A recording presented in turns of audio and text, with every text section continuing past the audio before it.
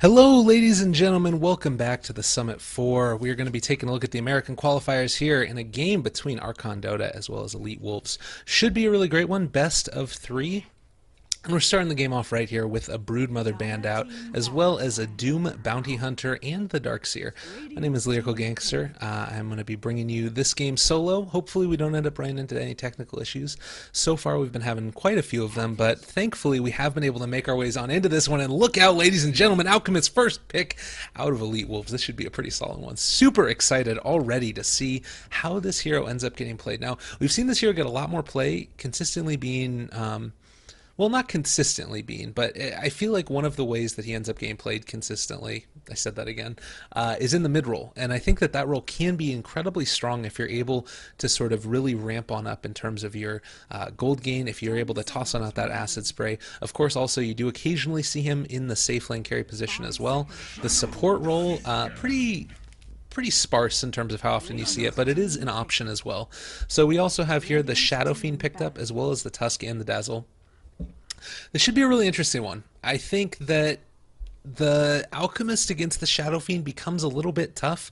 Obviously, when you end up tossing out that acid spray, you do get the armor reduction, which is pretty noticeable. It's an important thing. It's a good part of it as well. And also you get the damage per second over time that works really effectively as well against Shadow Fiend. Now, the thing that's nice about that is that oftentimes Shadow Fiend are just going to want to have to sit back up on their high ground, occasionally toss on out raises, nuke the creep wave, and then head on back into the jungle. The thing about the Shadow Fiend, though, is that as you get to the level 1, the first couple of levels are the areas where it can be kind of tough. And so if you toss out that acid spray early and you're able to trade somewhat effectively with the Shadow Fiend, I think that that's a pretty good setup there. So it really depends upon how well the Alchemist is able to shut down the Shadow Fiend's farm early, which isn't easy to do because Alch also doesn't have the highest base damage. So a little bit of a tough one. I think this can be a difficult matchup, and particularly if you have a Tusk that is roaming. Now, Tusk is often played, obviously, in the offlane position, but can still get played in that roaming support region. And if you end up doing that, then you've got the possibility to jump in on top of an Alchemist without his ult at the early stages of the game, and you just get torn up. So we also have here banned out a Venomancer, a Night Stalker, Ember Spirit, and the Ancient Apparition, followed by a PL pickup. Now, I like the PL pickup for a couple of reasons. One is that oftentimes when you see, first of all, he's just a great carry in general. The ability to scale really well. He doesn't need a ton of support in lane, which makes me think that this is probably, it's certainly not going to be, I don't imagine, like a lane support Tusk. It's either going to be an off lane or a roaming support, which gives, you know, Elite Wolves a little bit of information. But the other thing about him that's pretty great, I feel like, is that if you are able to get up that quick defusal blade and you're able to, you know, potentially jump on top of one of these Dazzles or somebody else like that, when you're on top of those heroes, you can't really get away effectively with any of them. Like, Dazzle does have a decent amount of wave clear. If Alchemist ends up going for that, like, Battle Fury build, I feel like it kind of pushes him into that role where he almost has to do that, unless you're going for, like, a timing push where you end up getting, like, a quick Aghanim Scepter on Alch, and then you throw that onto a Tiny or something like that. But that's kind of a gimmicky thing, and I feel like a lot to sort of bank on. So there's a lot of versatility with this draft for Elite Wolves, but it's kind of clunky, if you know what I'm saying. Like, there's elements of it that are really good, but sort of at the same time, if you're running an Alchemist, there's a reason that he, you know, hasn't really been played all that much until more recently with the acid spray buff. So I don't know, it's a little bit tough. Winter Wyvern going to be the next one picked up for Elite Wolves here as well. The Dazzle Winter Wyvern combo, very defensive, which makes me think that this might actually end up... Well, Alchemist can still kind of go either direction. So the Undying picked up, that puts a lot of pressure. They can do, if they wanted to, an aggressive dual lane, or you can have the Undying sit in the off lane and then Tusk can roam around. But the thing about this that's a little bit difficult is that if you do run the Alchemist in the safe lane now, he's going to have to go up against Undying, who's going to be able to sap away his strength, which is terrible. And then on top of that as well, just sort of the consistent ability to get knocked on down, and just, he has a lot of ability to harass you early. Now, being able to have the Dazzle Winter Wyvern and then the Queen of Pain pickup makes me think that this is going to be a safe lane Alchemist farming, and they're going to be going up against the Undying. Whether or not we see a Tusk in there as well is still to be determined. 10 seconds. But the good part about being able to have the Winter Wyvern Dazzle is that the two of them together are going to make sure that Alchemist doesn't die. Now, that being said, if there is some misplay or something like that, like the Alchemist should never die. That's what I'm going to say. But if he does, by virtue of a misplay, all of a sudden the reason that you pick these heroes no longer is like valid. So you're going to end up being in a tough situation. Like you pick these heroes to make sure your Alchemist gets off the ground early. And I also will say that currently there's no real great person to pick up an Aghanim Scepter yet. So, and considering we're going to be looking at an offlane next, I wonder, God, with this lineup, there's like no stuns coming up for the Radiant. This could be really, really dangerous. I kind of would like to see something. They ban out the Earthshaker. I think that's a great ban. Rubik also going to be banned out here as well. Like, if you end up going for an Earthshaker in the offlane for Elite Wolves, that's great. It gives you a lot of lockdown, which is, I think, something that they desperately need. And now being able to ban that out makes that all the more tough. But also, I feel like they need a little bit more oomph or something. Like, Alk is great in terms of the sort of ability to regen, but if he does get bursted down, like say by a Shadow Fiend being able to Requiem on top of him because you know, snowball Walrus Punch into it, like they have a ton of burst damage coming out, particularly with these first two picks, and I think that that was a really great response to this Alchemist here. You're just going to be able to really, you know, like I said, burst him down. Maybe you end up getting a Blink Dagger on Tusk. You really try and emphasize that. That being said, with the Undying, it's probably less likely that Tusk's going to be getting a lot of farm, but as you move into the later stage of the game, that burst potential, the ability to instantly initiate onto Alchemist before he's able to get out that chemical rage, can make all the difference. So still waiting for one more pick here. A Skywrath Mage might be pretty solid for Archon. Wouldn't be the worst thing in the world. I think being able to combo that on top of would be really great. You know, you amplify the damage as well with, you know, if an Undying's around as well. They end up going for the Visage and so, which is another great option. It gives you a little bit more team fight potential. I think you also have the possibility to apply a little bit of split pushing, which I think is going to be important as well. So all in all, I really like this combo. I think that this could work pretty well for them. And Elite Wolves as well are waiting for their last pick. And certainly a lot of different options for this. We'll see what they end up going for. I think that at this point they need an offlaner who can be tanky. Like Doom would have been a great option. Part of me wonders if like Timbersaw might be worth it potentially, although that again doesn't really give them a ton of sustainability. Legion Commander is a great pickup. I like that one a lot. And I do believe, I wonder how they're going to lane this. They definitely have a lot of potential to run it different ways here. Interesting. Very, very interesting. Well, we'll be seeing relatively shortly here. Hopefully there's no more problems in terms of loading on into the game as we get ready for this one, since we have had quite a few technical difficulties throughout the course of this day. And sorry about that one again. I know that everybody just wants to be able to hop on in and watch some Dota. And I hear you. I'm right with you. I want to be able to do that as well. And hopefully that's going to end up happening in just a second here. I believe in you. Come on, Elite Wolves. You can do it. Winter Wyvern player. There we go. All right. Getting everything started and set and ready and wonderful. Going to be starting off with a quick little introduction for all the players. We got Fanboy here. He's going to be playing the Queen of Pain for Elite Wolves. Vran is going to be playing the Alchemist. We have Masuko is going to be playing the Winter Wyvern. Bayek is going to be on that Legion Commander. And last but not least, trying to get on out there and lay down a ward, but unfortunately is going to be debuffed. It's going to be UMR who's going to be playing the Dazzle. Meanwhile, for Archon, we got Whitebeard on the Undying, TPing out as well. Jo is going to be playing the Phantom Lancer. We have Fluff and Stuff on the Visage. 747 is going to be playing your Shadow Fiend. And last but not least, we got Moo who's going to be playing that offlane Tusk. So very, very cool. I have to say as well, I really like the set here from the Tusk. Look at that one. That is just gorgeous. That is an awesome Tusk set. All right, let's get ready for the game. Enough fooling around, enough malarkey. Looks like Fanboy wants to come and contest this rune here. Is going to be over in what looks to be probably... Is this actually going to be... 30 seconds. What the hell is happening right now? Are we going to be... Are we actually... I honestly don't know what this lane structure is going to be like. I guess that they're going to be throwing the Alchemist solo in the bottom. That kind of makes sense, I guess. But Legion is hanging out in the mid lane. I don't know. I'm not going to do any more sort of theory crafting here. We're just going to be hanging out. We're going to take a look at what we got, and hopefully this ends up making sense at some point. We know for sure that PL's going in the top lane. That is a fact. And they are certainly going to be able to take that rune there as well. Alchemist's going to pick on up Greedle's Greed and get a nice little 500 gold being brought out to him, and a bottle as well. So always nice to see that one, and it looks like Alchemist is going to be going in that mid lane. So considering the fact that he ended up going for Grievel's Greed first, and Shadow Fiend ended up going for Necromastery first, the last hitting potential out of this lane is not necessarily going to be the greatest. Alchemist is okay at 53, Shadow Fiend significantly worse at 49. I guess not a whole heck of a lot of difference there, but the range versus melee is also something interesting to keep in mind as well. So UMR here is going to be playing in the top lane up against the Visage as well as the PL. We also have the Legion Commander who's hanging out over here. So this is going to be an interesting dual lane. Very curious to see how this ends up turning out for all those involved. It looks like PL's actually taking a decent amount of harass here at the early stages. Bottom, ooh, almost be able to catch there. Arctic Burn going to be enough to let him out of there. Now, the other thing to keep in mind here in this lane is that once you end up getting a couple of levels on these heroes, things can happen really, really quickly. Whenever there's a melee hero in the lane, more action across the board, people trying to hit each other. Looks like the Arctic Burn is going to go down on top of Moo yet again. Are they going to be able to get a kill here? Don't think so. Just bringing down his HP incredibly low. But what I was talking about is that this lane right here in the bottom, you've got a dual melee, which can be punished if you're not careful. Oh, Masaku, the Winter Wyvern, is actually going to be caught out a little bit here. Needs to be able to get away. Isn't going to be able to run down, thankfully, by the Undying. So back and forth we go. But what I keep on trying to say, and I'm unable to get the words out because everybody just wants to battle each other in these lanes here. Are you freaking kidding me?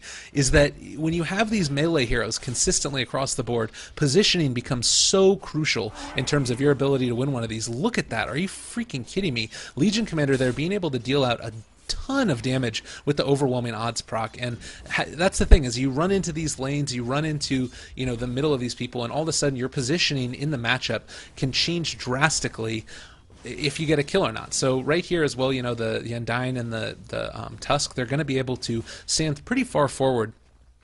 But if they get a little bit too out of position, you're going to end up being in a really bad situation where you can't really escape effectively. And, you know, with the Queen of Pain here as well, hasn't actually skilled up anything besides Blink yet, wanting to see if she wants to go for a Scream of Pain or potentially a Dagger to get a kill.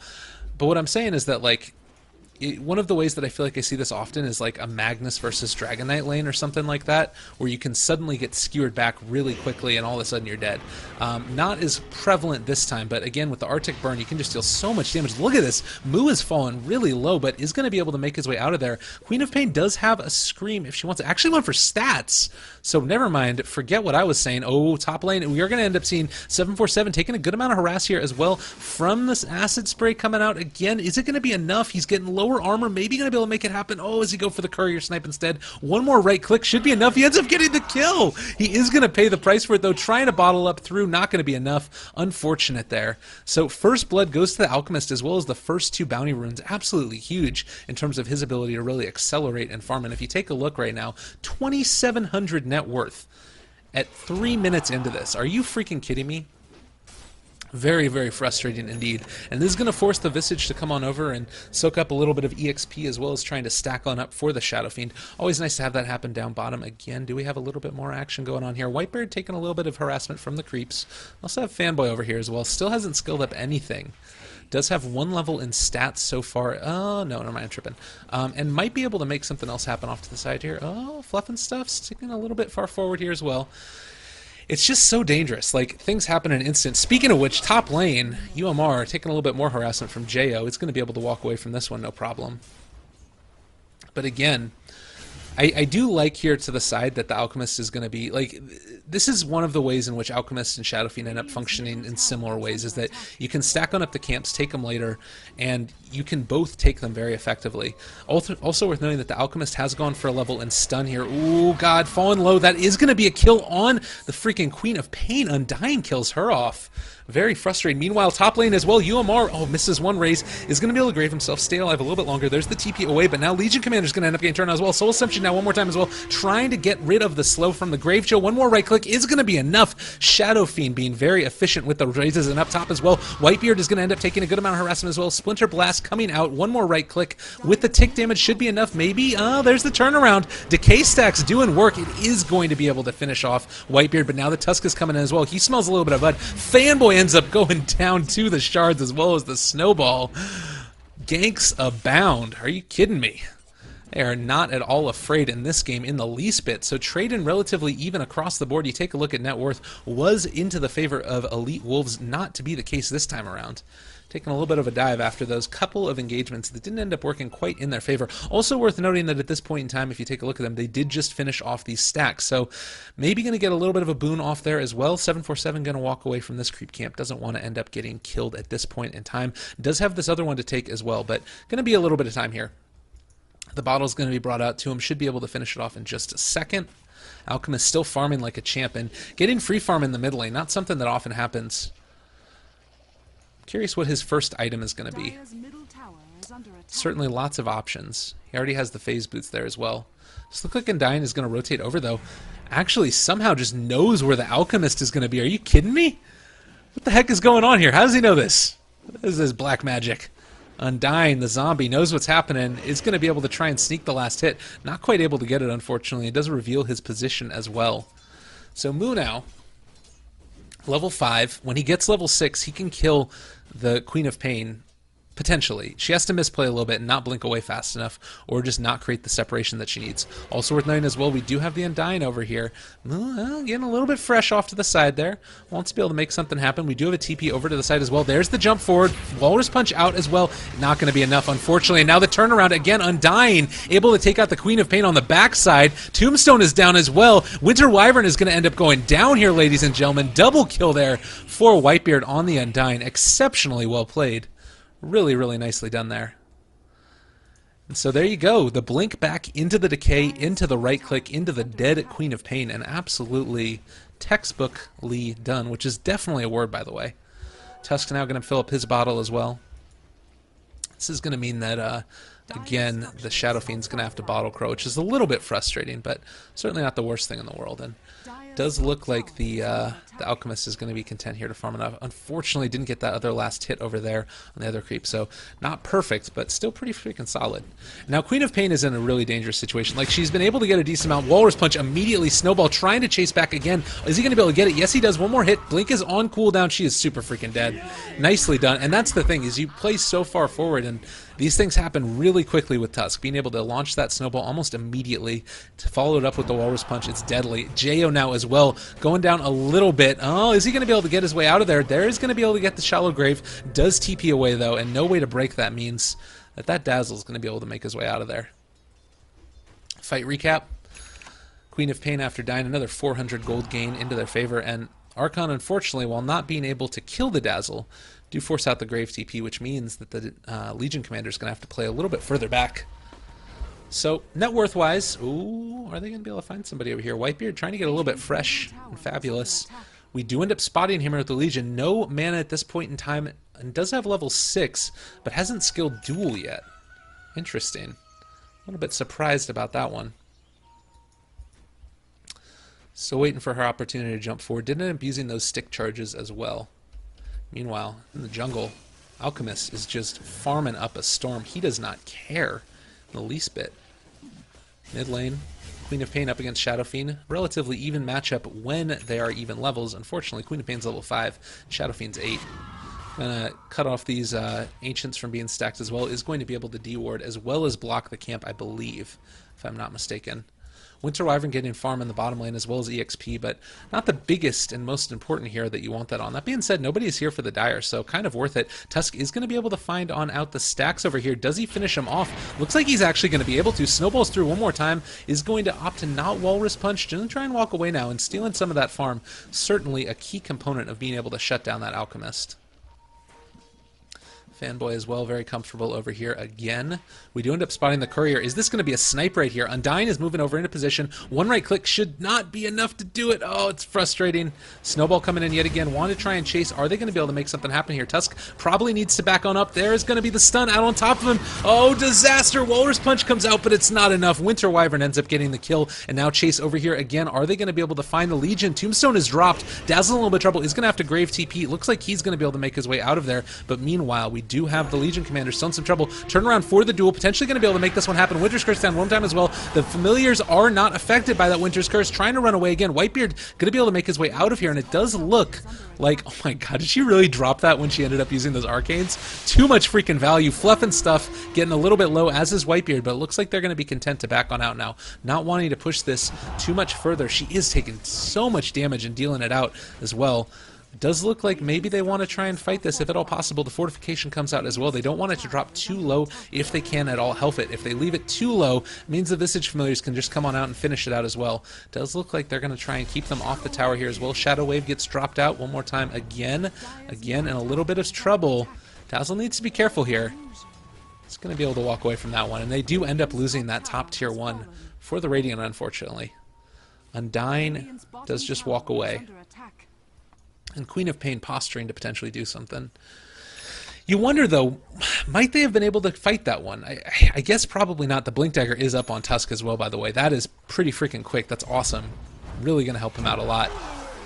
So I guess because Winter's Curse was down, they didn't have Weave, you know, all of these things combined together. Like, the Queen of Pain did have Sonic Wave, but I'm not sure if she actually had it at the beginning of that team fight when they would have contested, because she did just get a good amount of EXP here from sort of hanging out in the mid lane. So opting to save that one instead.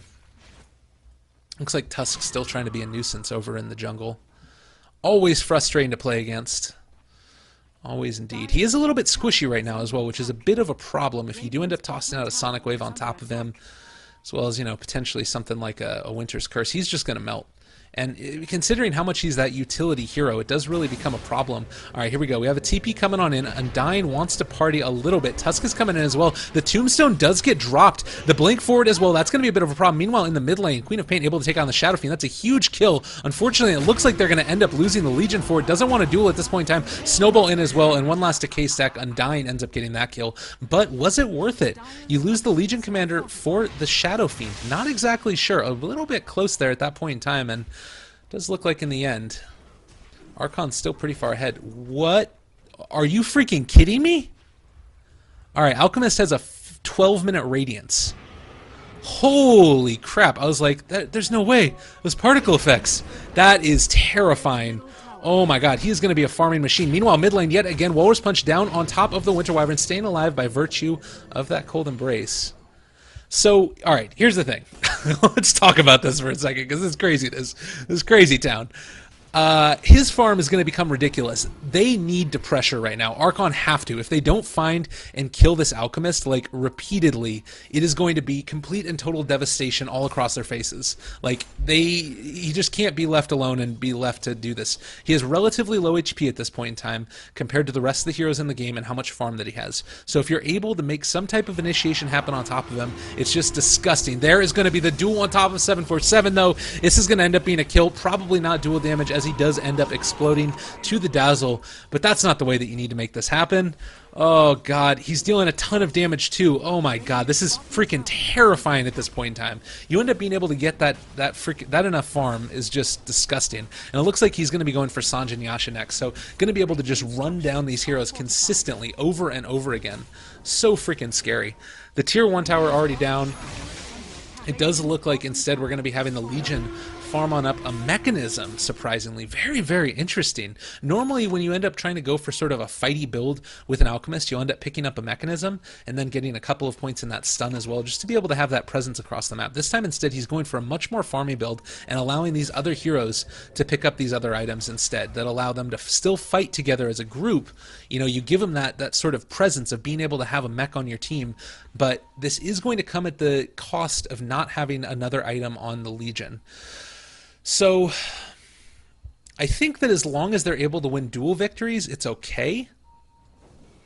But it's tough, because, like, at this point in time, imagine having a Blade Mail on the Legion instead of the mechanism. So instead of having that sustain, you've got the potential there to solo kill people. I guess that really what this is going to come down to is it's a little bit of cognitive dissonance, a little bit of just sort of not cohesiveness is really the word that I'm looking for there. And maybe they're able to make it work, but if you end up getting caught out with the Alchemist, that is not the way that you want to start these fights. Getting the initiation started off right, a couple of AoE stuns coming out, those recently got buffed by the Familiars. Looks like Archon want to try and push this bottom tier too. Because the other thing here as well is that if you're going for the mechanism on the Legion, that means that you want to try and fight early. But if you're wanting to fight early into an Undying as well, like Undying Shadow Fiend Tusk, that just sounds terrifying. It does look like they're getting ready to go for it though, and if they're able to find out here with the nice Winter's Curse, they are going to be able to catch out the Shadow Shadow Fiend taking a lot of damage. He might drop early. There's going to be the dual damage as well on top of him. Yet again, Whitebeard is going to be able to go into ulti form in just a second, but no, actually doesn't have it skilled yet. Walrus Punch on top of Fanboy, going to be able to bring him really low, but the Alchemist is doing so much DOT. That is a solid grave. Fanboy going to stay alive at the end of this. Soul Assumption or not, this is still going to be a dead Whitebeard. Ends up getting killed to the burn damage. It looks like we are going to see the Tusk getting away. Not sure if Fluff and stuff is going to be so lucky. There is the stun on top of him. AoE stuns coming out from the birds. There's going to be the Splinter Blast though, and that's the kill. And now Tusk is going to book it for the hills. Does not want to get taken out there. Goodness gracious. PL not in these fights, though. A key component that is not going to be there. And his farm isn't absolutely crazy right now. Take a look at that fight recap. That's going to be a freaking 2,100 gold swing into the favor of the Radiant. And this is the problem. You end up getting into these fights. You allow an Alchemist to farm on up a Radiance. Like, he is going to punish you for that hardcore. Now has his second item as well with the Yasha. He's starting to deal with the problem, his armor problems, by building up those agi items. He's getting faster movement speed. All in all, this is going to be a terrifying person to go up against. And it looks like Winter Wyvern over here is going to have to back on out. Pops the Soul Ring and the Arctic Burn, is going to opt to run away. Probably a good option. I mean, Moo doesn't deal a ton of damage right now, but Walrus Punch is always going to be good. So, like, I don't know. You just got to be so careful. Invisrune up on the Legion as well. They might opt to try and see if they can come on over here and catch the PL. If they're able to find a duel, like, he's not the tankiest right now. He does have treads. He doesn't have anything like, but he doesn't have the, whatchamacallit, he doesn't have drums up at this point, so still a little bit low. They're going to end up going for this almost immediately. There's the jump, duel, as well as Scream of Pain. So much damage coming out. PL's going to fall. That is a duel that they needed to win. Absolutely huge. Being able to kill the PL as well as get your Legion duel damage, why not? Every day of the week. Really, really solidly done. I just feel like Elite Wolves right now are playing at this level where their rotations are really solid. They had a clearly executable game plan that they wanted to try and achieve. This is going to be a little bit of a problem, though. Stealing attack speed as well as movement speed. Grave Chill coming on out. There's the Winter's Curse on top of Whitebeard. If they're able to take him down before the Tombstone, no, not going to be able to happen. It's going to be alive through this team fight. He's still falling low. Snowball save at the last second is not going to be enough, though. Dazzle ends up going down, actually, so pretty solid there. Somehow he's staying alive. There's the Sonic Wave, though. That's going to finish off the Undying. Tombstone still there as well. Soul Assumption out one time. Fanboy's going to try and kill these, but there's the Walrus Punch coming out. That's a dead Queen of Pain. Is going to be able to be a dead Winter Wyvern in just a second, I believe, as well. Oh, here we go. That's going to be a Legion trying to come on in and make her presence felt. One more Splinter Blast coming out. She doesn't want to run into this, but at the same time, she kind of does. No, not going to do it. Playing it a little bit more safe. 3 for 1 in the end. You did jump on top of an Undying, just to be fair. And while he didn't have his ulti skilled quite yet, the Tombstone level 4 was huge in that team fight. That's what dissuaded the Legion from jumping back in again. Like, if that Tombstone wasn't down at that point in time, I think she might even try and go back in and kill the Visage, but not opting to do so. But at the end of the day, you're still sitting here with this Alchemist who's going absolutely ham and now has a Manta. What the heck is this game? He has 14,000 net worth right now. Shadow Fiend has almost 7,000. This is ridiculous. This is what happens when you end up playing an Alchemist farm. And, like, the thing about it, you think about what their lineup was designed to do. They opted to go and try and give a really tough lane to the Queen of Pain, leaving the Shadow Fiend solo against the Alchemist. And when you end up doing that, Alk's able to get a couple of those bounty runes early. You can just get the bottle up so fast, like... Alright, here we go. They're going to try and make something happen here. Walrus Punch immediately onto Winter Wyvern. Tombstone dropped again as well. Same place that other team fight ended up happening. That's going to be a dead Winter Wyvern at the start of this team fight. We do still have Grave on up. That's going to end up being interrupted by the Snowball one more time again. There is going to be the press the attack. Fanboy trying to run away as well. He is going to be able to make his way out of there. Blink away. Nicely done, but here comes the raid boss. Alchemist, apparently not afraid, although he might want to be, honestly. It's going to toss out that stun as well. Manta is now popped, because why not? Burn damage abound. Fanboy still here, does not have a Sonic Wave for another 20 seconds. So they lose the Winter Wyvern as well as the Dazzle, 2 defensive supports. And Archon walk away from that one. Looking pretty solid. Mecha's up on the Shadow Fiend. We do have as well a Medallion up on the Visage.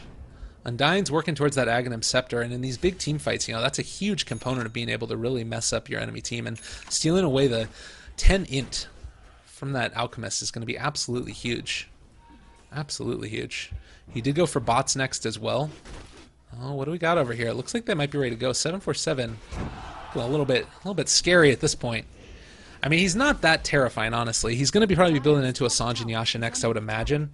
Just because that's like the build that you end up seeing when you try and group together. But I don't know, like the miss chance as well, 17% on the Alchemist is pretty huge. He is going to turn off the Radiance as well, so that way you don't end up revealing. Nicely done. Winter's Curse comes down. There's the stun as well. He is evaporated, eviscerated, destroyed. Tombstone is down, but Undying, what are you going to do? You don't have your Ags yet. This is going to be a jump forward yet again, continuing to chase Manta style off any slows that might potentially be there. The Snowball is coming out, but do they have the possibility to turn this back around? Nice jump away there. Is she going to be able to make her way out of there? No, ends up going down to the Alchemist. Nicely done. I don't know what the hell my camera was doing right there, but don't even worry about it. We are right on track. Tusk is still hanging out here, not wanting to run away. Freaking hell.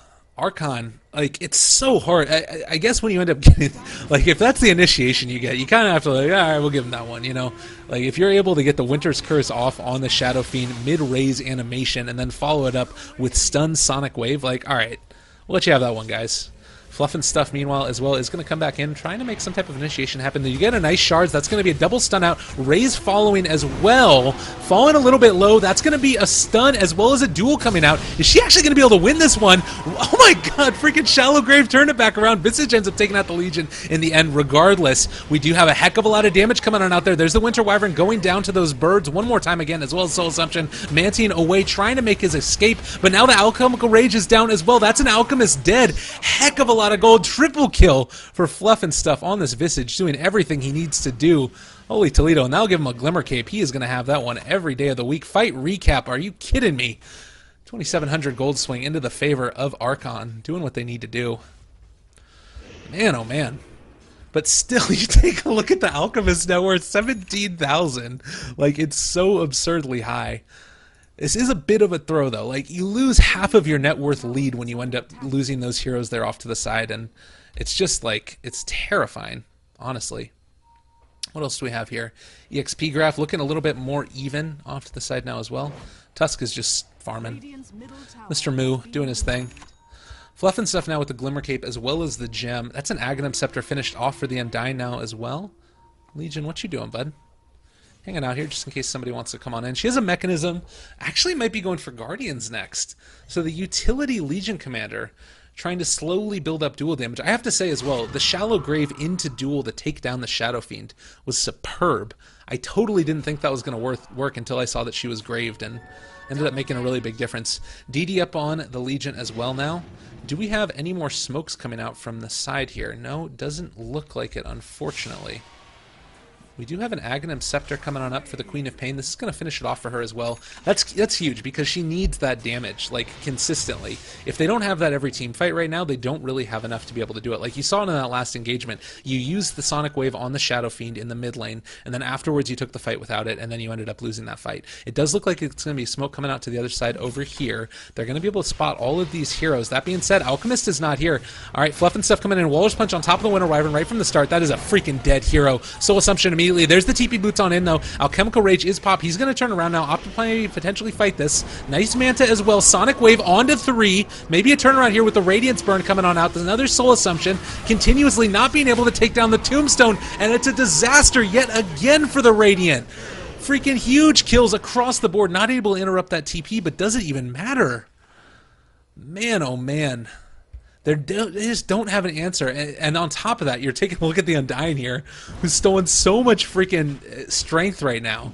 He's up at 2,400 HP at that point and sort of consistently able to get those decay stacks off. That's huge! You bring everybody down low, and on top of that, you have the zombies going every which way. Like, the gold lead is no longer into favor of Elite Wolves. You've got an EXP lead of 3,000. I think that Alchemist needs, like, a Blink Dagger, and he needs to stay out of the team fights. Heart of Tarask is going to be the one that he opts to go for next, so why not, I guess. But he ended up panic buying that one, by the way, so no real problem there, but still a little bit unfortunate that he's not going to be able to go straight on into, like, the Reaver or whatever. So the thing that I'll say about this is you take a look. Ooh, Fanboy might be trying to see if he can potentially catch on out Whitebeard here to the side. There's going to be a jump forward. That's going to be a dagger out as well. Tombstone is down. Stun comes out. Is going to be able to catch there with the Sonic Wave. But you've got the Shadow Fiend in here as well. There's a heck of a lot of damage. He doesn't have Requiem, though. Fluff and Stuff is here trying to get the stuns down. We also have Winter Wyvern in the area as well. This is the point where Shadow Fiend's like, no, I don't want to be here, actually. Sorry, guys. This is a mistake. Sorry, no. Don't want to be here. And they're actually just going to let them walk away. Interesting. Okay. I guess, I don't know what their vision was like. Yeah, they had no idea that the rest of the Dire was coming. Speaking of which, the Dire vision is superb. Doing a really great job now of consistently making sure they can see everything. So, I feel like almost the Alchemist needs like a Blink Dagger or something to get up in the midst of everything and take down that Tombstone. I do believe that Tombstone is still affected by illusions as well, which means that if you're able to pop that Manta right away, like blink on in, pop the Manta, just go for it. I think that that's the play. Like, because that's just completely and totally wrecking them. Either that, or potentially finding and killing the Undying at the start of the fight. That's the other option. And then if that's the case, you end up getting a Blink Dagger on the Winter Wyvern, or I don't know, maybe an Orchid on the Queen of Pain would be pretty good as well. This is going to be a fight over here in the mid lane. That's going to be a jump on top of the Shadow Fiend, taking a good amount of damage here right from the start. Radiance Burn, Abound, as well as the right clicks, just too strong. Aegis does get popped now. We have Mantis-style illusions in the area. Don't want to pop Winter's Curse if you don't have to. There's the duel. That's going to be more than enough. And that is a freaking dead Shadow Fiend. Exceptionally well done. Next item picked up for the Alchemist is just going to be a straight-up heart. He has so much freaking net worth. This is absurd. His farming has been absolutely off the chain. 20k net worth. He has more than the next two heroes in the game combined. Not just on his team, but in the game. And yet somehow, they're only ahead by 2,500 net worth. So, like, I don't know. It's just really rough. You're seeing all these utility items, you know? You've got the Blink Dagger up on the Tusk. Now the BKB as well to allow him to make sure he initiates. You've got the Talisman of Evasion. Excuse me, the Solar Crest up on the Visage, as well as the Glimmer Cape. All of these things that are sort of, you know, somewhat luxury items for the heroes that you're taking a look at. Like, they need to be able to end this game pretty soon, because once Alchemist gets 6 slotted, he's not really in a good position. Like, he's obviously got Moonshard. You've also got, if you wanted to, you could give yourself the buff of the Aghanims, but man, Legion is in some trouble right now. PL is all up on top of her, gonna cancel the TP on in. Alchemist thought about it, but she is super freaking dead. Tusk somehow ends up getting the last hit amidst all of that. Looks like Dazzle is going to content himself to smoke up and ward on over into the jungle as well. Need to make sure you get some vision there. So fight recap. Didn't end up catching it. Unfortunate. Here comes the secondary smoke. There's going to be the snowball in on top of it. One more time. Shallow Grave. Going to be able to come on out, but that's going to be a dead Dazzle. Turning it around with the Winter's Curse. Is it going to be enough? Doesn't look like it. Oh my god. Soul Rip for the win. Able to take on down that Winter Wyvern, getting vision from the Frozen Sigil as well. Just really nice plays across the board. Does look like they're going to be ready to try and test this, though. At least the Alchemist Illusions are going to be able to toss that on, to be able to burn on down the creeps a little bit. You've also got Acid Spray there. Might have been more worth it to throw it right on the tower, but this is at least going to draw the aggro a little bit. And look at that decay, just tearing apart his strength. Although that being said, you know, you do have the heart now, so that helps a good amount as well. But Undying now has 2,200 HP. It's so hard to fight into this, honestly. And meanwhile, PL pushing up the top lane as well. This is looking really, really bad. I don't know if they're going to be able to really fight this at all. Like, they need to get that initiation off on the Undying, and I don't know if they're going to be able to find it. Maybe a duel to start it off, potentially. That's a jump forward duel. Tombstone gets down, though. Oh, no. This is really, really bad. That's going to be a Cold Embrace, as well as a Shallow Grave coming out to keep the Legion Commander alive a little bit longer. Fanboy trying to run away. He is going to get taken down there by the Shadow Fiend. Buyback into the game immediately. Fallen low are the Dire, but lower are the Radiant. We do have buybacks across the board. Is Fanboy going to be able to make this happen? This is going to be a dieback. Shallow Grave coming in. Is she going to be able to make her way out of here? Blink away. No! The Cold Embrace might end up killing her, honestly. I think that she goes down. Oh, she had a blink away, potentially. Unfortunate. Meanwhile, up top as well, we're going to see the Legion just blink away. Don't hurt me. I promise I had nothing to do with it. So everybody coming away with that one really, really injured. The key component, though, that you end up seeing here, Alchemist dies, Queen of Pain dies, the Shadow Fiend does die as well, but the core and the buyback on the Quap as well, just disgustingly bad. Meanwhile, as well, this does look like it's going to be a jump forward. This might be a mistake. Oh, Legion, we knew you well. I think that this is going to be a dead Legion Commander. Visage ends up getting the last right click after the Soul Assumption. It was a good thought, probably didn't see the Visage there, and unfortunately that turns what was a 2-for-1 into a 3-for-1. On top of that, the dieback for the Queen of Pain. Like, 2,200 net worth on the Alchemist, but at this point in time, I mean, Archon has a net worth lead as well as an EXP lead. It's just bad across the board. Very, very unfortunate there. I think that there is still a potential for a comeback. Like, Alchemist, when you've got this much farm, and this much ability to sustain, you're still somewhat okay. He just needs to build on into more attack speed items. They need to get the jump on the Undyne. Like, because Alchemist can push so hard, I feel like if they're able to win one team fight convincingly, push on in, take down a tier 2 tower, and they blow the game right back open. The problem is going to be actually finding that Undyne. Like, they were able to get a pretty solid initiation off in that last fight, but Undyne was able to go into ulti form as well as drop the tombstone before he got taken out, which just, it can't happen, because otherwise you lose the fight. 747 now looking is going to get burned down a little bit. I hope he doesn't think that this is going to be the actual... Yeah, he should realize that this is an illusion. Back on out again. Probably a good opportunity there. Meanwhile, one of the heroes that we haven't talked about a ton, the PL currently, sitting on a Yasha as well as a Diff Blade level 2. The Dyne is going for a plate mail. Could be into an AC, but probably more likely just to increase that input is just going to be the Shivas. Meanwhile, it does look like we're going to be having a Vlad's potentially built up on the Tusk. Pretty cool there, given the lifesteal you need for your Shadow Fiend. Actually, not for the Shadow Fiend. It's just the armor and the damage, honestly. He already has his lifesteal with that helm. So across the board, looking pretty good for Archon. Dazzle hasn't really been able to build into anything else besides a medallion. Is going to be actually going for an... Is he going for an Ags? What the hell is going on? What the hell is this game? Is he honestly going for an Ags? Interesting. I wonder if... I guess, maybe? I mean, you get the extra bonus, you know, armor per second going down, which is pretty solid, but it's kind of a not a commonly seen item. And with the Alchemist in the game, you'd imagine if you wanted that, you'd farm it up for him. But there's the jump forward duel, maybe going to come on out. Oh, the Diff Blade last second, nicely done. Already used the press the attack. Now we've also got the Tusk over here as well. That's going to be in a little bit of trouble. They're separated all off to the side. Tusk ends up taking out the Winter Wyvern immediately, trying to chase yet again. Is going to be going after this Legion commander. A lot of damage coming on out now. Meanwhile, the Visage ends up taking out the Dazzle on the other side of the fight. What is happening? Everybody's killing each other. Phantom Lancer ends up taking out the Legion, and immediately the Alchemist goes on back over here to try and push on out the lanes because he knows what's coming, and it's not good for his team. Fight recap-wise, 3 heroes just split all across the map. They were with like 3 screens away from each other across the board. 1,300 gold change, but the real big winner here for the Dire is the ability to push on down the high ground now. And what are you going to do against this? You do have your Winter Wyvern back.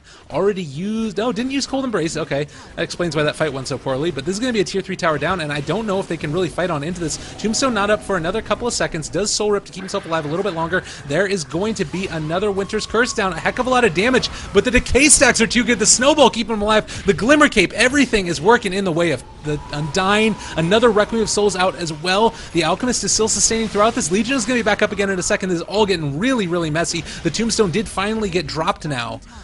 And it looks like they're going to be able to take that on out. And content with their tier 3 tower take, it looks like Archon is going to head on back, keeping a little bit of separation there, with those shards getting dropped as well. So really, really crazy little team fight going on. Roche is going to respawn another 45 seconds as well. The more and more this game goes on, though, it's looking more dire for the Alchemist. Like, this is the point where he should really be hitting like a truck and making all this stuff happen, but the team fight really hasn't been able to be there for them, and especially that last one, they ended up getting completely and totally separated across the map and just weren't able to use their skills in succession. And you think about what this lineup is built around. It's built around trying to deal out a ton of damage with the Radiance Burn, being able to sort of sustain that with those Manta Illusions as well, staying alive with Alchemical Rage. You've also got on top of that Sonic Wave, supposed to be laid out on a bunch of heroes. Top lane now as well. We're going to end up running into a bit of a problem. Shadow Fiend here is going to find the Alchemist. Does he end up finding enough to be able to get away from here? Don't know. He does have a Satanic backup in another second. There's the duel, though. That's a dead Shadow Fiend. So that's the way to start the comeback. That is certainly the way that you want it to start off. And take a look at that fight recap. A 1,500 gold swing into their favor. Ain't nothing to sneeze at. Fanboy looking to be in a little bit of trouble. There's the Walrus Punch initiation. Jump forward. Snowball isn't going to be able to find this time around. Is going to continue to get chased down, though. There's the Winter's Curse. Keep him alive a little bit longer. Fluff and Stuff ends up taking out Soul Assumption one time, because why not? Meanwhile, we do see the Winter Wyvern just barely get out of that one. So close to getting taken down. Really, really, really impressively close to getting taken down. And then the Dire loses their Courier. 225 net worth on it. Not a whole heck of a lot, I don't imagine. But no real big deal at all. We'll see if they opt to go on in and try and take down Roshan at this point. I feel like they need their Shadow Fiend for both the presence of the Dark Lord as well as being able to actually dole out the damage. They have a good amount of tank ability, but not really the ability to deal a ton. Top lane yet again. PL pushing it on out. Does have his Manta now, and he is the most farmed hero, but anytime you end up looking at it compared to the Alk, it's just a little bit lackluster. Here's the jump forward. They're going to try and catch the duel there. Jump forward immediately. Overwhelming odds into duel. There's going to be the stun as well. Do they get the damage? Yes, they do. Nicely done there. We have the TP in as well. Tusk needs to blink away. He was able to blink away before the Radiance Bird ended up enacting. That's like frame perfect almost. Really, really solid there. And meanwhile, the Queen of Pain actually ends up going down as well, down in the bot lane. Where the heck did she die? Oh, that was earlier. Never mind. Tripping. Fluffing stuff now as well. After getting the Glimmer Cape, is going to be going for another casual hood. Might be going on into a potentially a pipe here. Very interesting pickup, and that is going to be an AC up on the Undying as well. So it looks like they're going to be ready to contest this. The Dire do realize this is going on. They're going to move on in and try and see if they can make something happen. The Tombstone does get dropped. Tusk tosses on out the shards. That's going to keep them stuck on in there. The zombies are going to start to spawn. The stuns are going to come in just a second as well. Do we have the jump forward? Nice there to initial the block. The stun. Roche is going to go down here as well. There's the Winter's Curse. Queen of Pain gets the Aegis though. Oh, Moo, you were meant to be like this. She's going to end up going down here as well. Alchemist ends up taking out the Tusk there in the end. Do we have a jump forward? Again, Fanboy getting away on absolutely no life. Might die to the Requiem. No, able to stay alive through that. 747 does have his Satanic popped. Going to be trying to heal as much as he can. Fanboy up on the high ground as well. He did take down the Legion though, so that's pretty solid. Is going to be able to make his way on out of there. The Aegis gets popped by the Queen of Pain, trying to TP away. He does get out. Nicely done. And now the reinitiation yet again. Whitebeard all up in their grill with the stuns coming out from the Visage Familiars as well. It looks like the Queen of Pain trying to make her escape is going to be able to take on down the Visage as well. Gem up on the high ground. Whitebeard still trying to get away. He has so much freaking 4,200 HP. He ends up getting taken down in the end by the Alchemist though regardless. Oh my god, are you freaking kidding me? Oh, it was meant to be. 2 for 3. Showing the fight recap. Oh, Elite Wolves end up turning it back around there. The team fight didn't go well for them, and this is what I'm talking about. You win one of these team fights, you deny the Aegis, you end up getting the gold game back into your favor, and all of a sudden you got heroes down, 32,000 net worth on your Alchemist. And they're not going to stop after this, I don't think. They are going to be content to continue to move, keep the pain train a-rolling, force out a glyph at the very least. And with that out as well, looks like Fanboy is going to be content to push on out here. Jo in the area as well. Doesn't want to end up getting too far caught out. We do have the Visage as well as the Undying back up in a little bit. If they start the team fight right now, there's the TP on in with the Tombstone drop, and it just all goes to hell. So wise decision making there. Likewise for the Shadow Fiend. He's going to jump on forward. Might be in a little bit of trouble now, though, as well. Does need to run away. Maybe going to be able to get the duel off. Nicely done there. This is at least going to be able to secure the kill, I believe. Jump forward one more time. There's going to be a mech popped as well. Stun coming out on 747, and he goes down. Alchemist gets the final kill. Nicely done. Fight recap again. 775 gold going the direction of the Radiant. And Roche not back up for a while. This could still go either way. I'm still favoring the Dire. Because Alchemist doesn't have a whole heck of a lot bigger to get, but PL does. Like, all he has right now is Diffblade level 2, Manta, Aquila. Like, the problem is he actually going to be able to get there? And that's what I'm not sure about. The Alchemist just picked up an Abyssal Blade as well. Like, this is the problem. You end up running into this with the PL. If you get revealed which one is the real one, you are freaking dead. Because you're going to get Abyssal and you're going to get obliterated. And I think also the duel here as well on the Legion makes such a big difference in terms of your ability to like push on out and actually make these fights happen. We're going to see Alchemist probably TP boots on in just a second. Does have buyback as well as 2,000 surplus. Might be worth it to upgrade to level 2. It's just going to be a dead tower right there. Going on into the catapult yet again. Going to send on out the illusions. They're going to make battle with the PL illusions. Whose illusion is stronger? Who knows?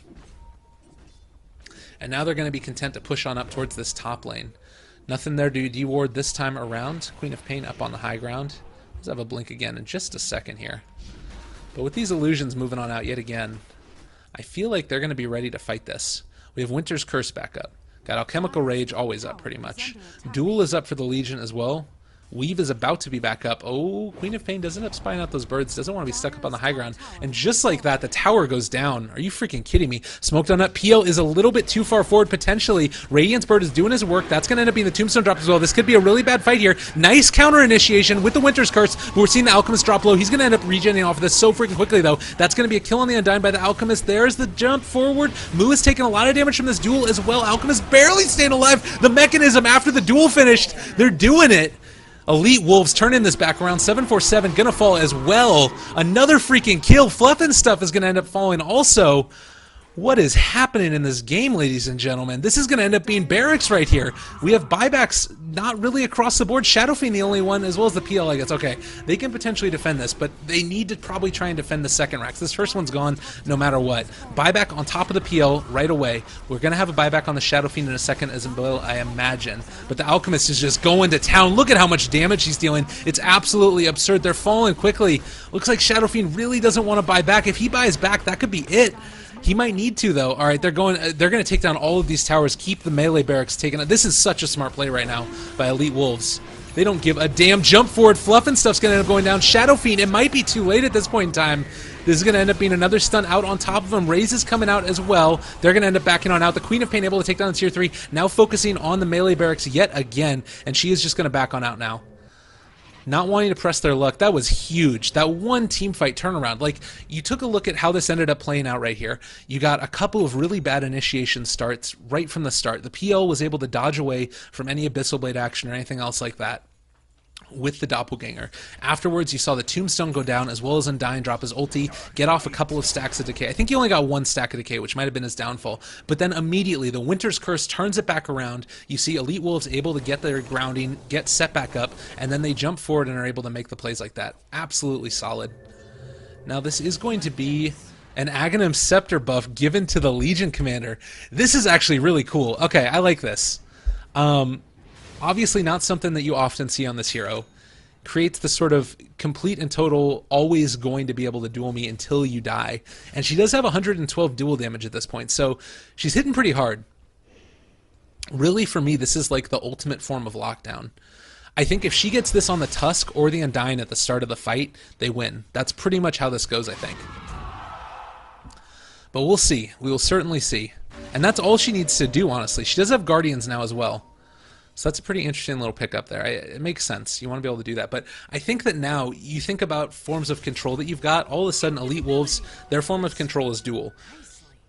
And with the Invis Rune as well to start this on off, this could be a really devastating start to this fight.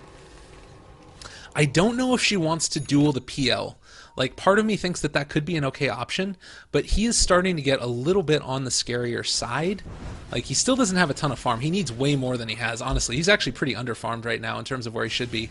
They've been able to catch back up. There is going to be a jump back yet again. Now that they're starting to spread the farm around away from the Alchemist and to the other heroes, like, even just the stats on this for the Legion is super solid. All right, here comes the Invis. If she's able to catch the Shadow Fiend, she would love that as well.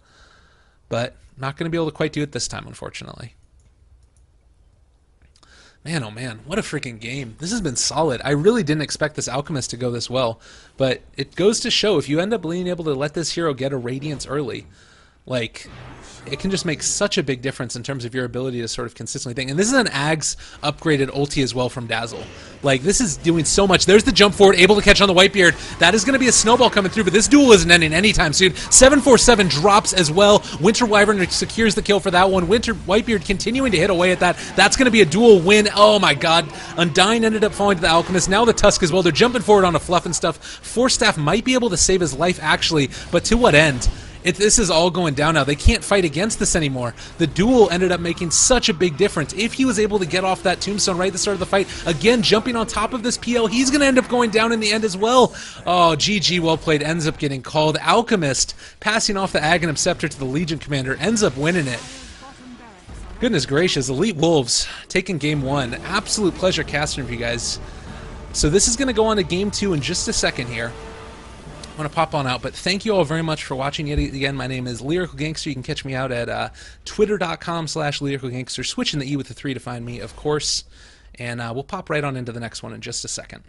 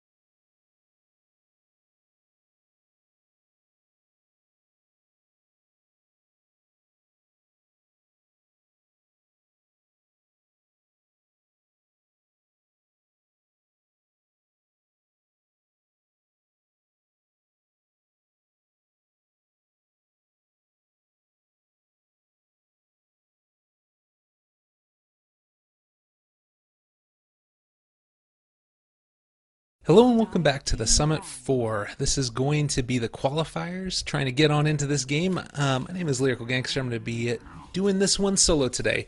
Archon Dota up against Elite Wolves. We saw in the first one, spoiler alert, Elite Wolves ended up taking that one with a really solid draft.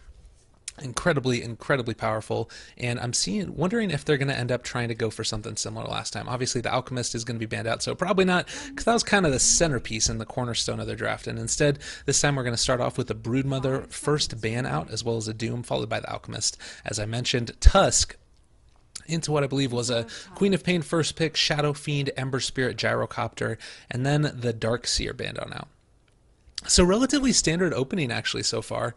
I feel like at this point in time, if you got the Queen of Pain and the Gyrocopter, you've got a heck of a lot of burst damage that's coming down right at the very start of the fights. You're going to be able to lay down, if you want, a Sonic Wave as well as a call down on top of heroes. The main thing that they're going to need now at this point in time is some type of control element. And you might end up seeing here as well, it actually might have been a Shadow Fiend first pick into a Queen of Pain, Gyrocopter, Ember Spirit, because Ember Spirit I think is a really great response to these two picks right here. You've got a hero that thrives in ability to being able to sort of not get locked down. And at this point, there's no real reliable stun. I think that we saw a game earlier today where Gyrocopter didn't even end up leveling Homing Missile throughout the whole course of the game because he just wanted more survivability. And the fact of the matter is that against an Ember Spirit, it's not going to do that much in terms of your ability to lock that hero down. He can Sleight of Fist dodge it, he can Remnant away from it, all of these things. And at the end of the day, you're really going to have a tough time being able to lock this hero down unless they get some other type of solid initiation. So on top of the Dark Seer banned out, we also have the Tusk here, as well as the Dazzle Winter Wyvern. So a couple of those defensive supports getting banned out. I think I already mentioned the Tusk, but across the board, the defensive supports banned out here. I wouldn't at all be surprised to potentially see, at this point, Elite Wolves either picking or banning the Earthshaker. If you are going to put the Shadow Fiend in the mid lane, which is I'm assuming what we're going to have, and then an Ember Spirit in the safe lane, and I think they're probably going to pick up an Earthshaker here, then you want to make sure that you're able to keep him safe. And a couple of the heroes that tend to be able to do that are either the Dazzle, the Winter Wyvern, or the Earthshaker. And particularly with an Earthshaker, you have the potential to counter gank to a certain extent. If the Queen of Pain is right there, it's not super solid. Like, you have to hit timings exactly precise, but if you're able to have one more hero rotate, it becomes a lot easier. Potentially you lay down the fissure, get the long range stun, double raise into one more right click. Usually it ends up taking one or two right clicks, but if you have another hero there, potentially like a Rubik or like a Lion or somebody else that can roam around, then you have the possibility there to set up a really nice gank and win that early lane. So we'll see if that's what they want to go for. Certainly a lot of other options on the table at this point in time. You do still have the Lina in the pool as well, and if you combo a Lina with a Rubik support duo, it's a really solid combo. So I wouldn't at all be surprised to see one of those two options. Obviously heroes, and interesting, they go for the Night Stalker. This one surprises me a little bit, I'm not going to lie. Obviously a great hero, incredibly powerful, does have the ability to lay down that long duration silence at nighttime. That value point at level 1, once you end up getting to that nighttime period, ends up going to 5-second duration. Absolutely crazy in terms of your ability to lock down that Queen of Pain, and also shuts off a great deal of the vision throughout the whole course of the game, which can really mess up your any type of gank that you might want to engage on the Shadow Fiend as well. But Earthshaker's still in the pool because Archon ended up deciding to go for the Undying. Very interesting as well here. You know, I feel like Undying ended up doing a whole heck of a lot for him last game. It really helped a lot. It was one of the sort of core bright spots of their draft. And I'm a little bit surprised that it didn't get banned out. I mean, the Tusk obviously had a pretty good game too. He ended up picking up that really early Blink Dagger. But you kind of wonder at this point, like, at one point in time, the Undying had 4,200 HP, which is absolutely ridiculous. So you end up going for that fast Aghanims on the Undying. Maybe in this situation, I don't know. All right, so we'll run this through in a second here. But Skywrath Mage picked up, as well as the Slardar. Part of the reason I felt like Undying had a really good time there in lane was because he was able to snowball in with the Tusk and able to really shut down that lane early, get a good amount of farm, and make the kills happen.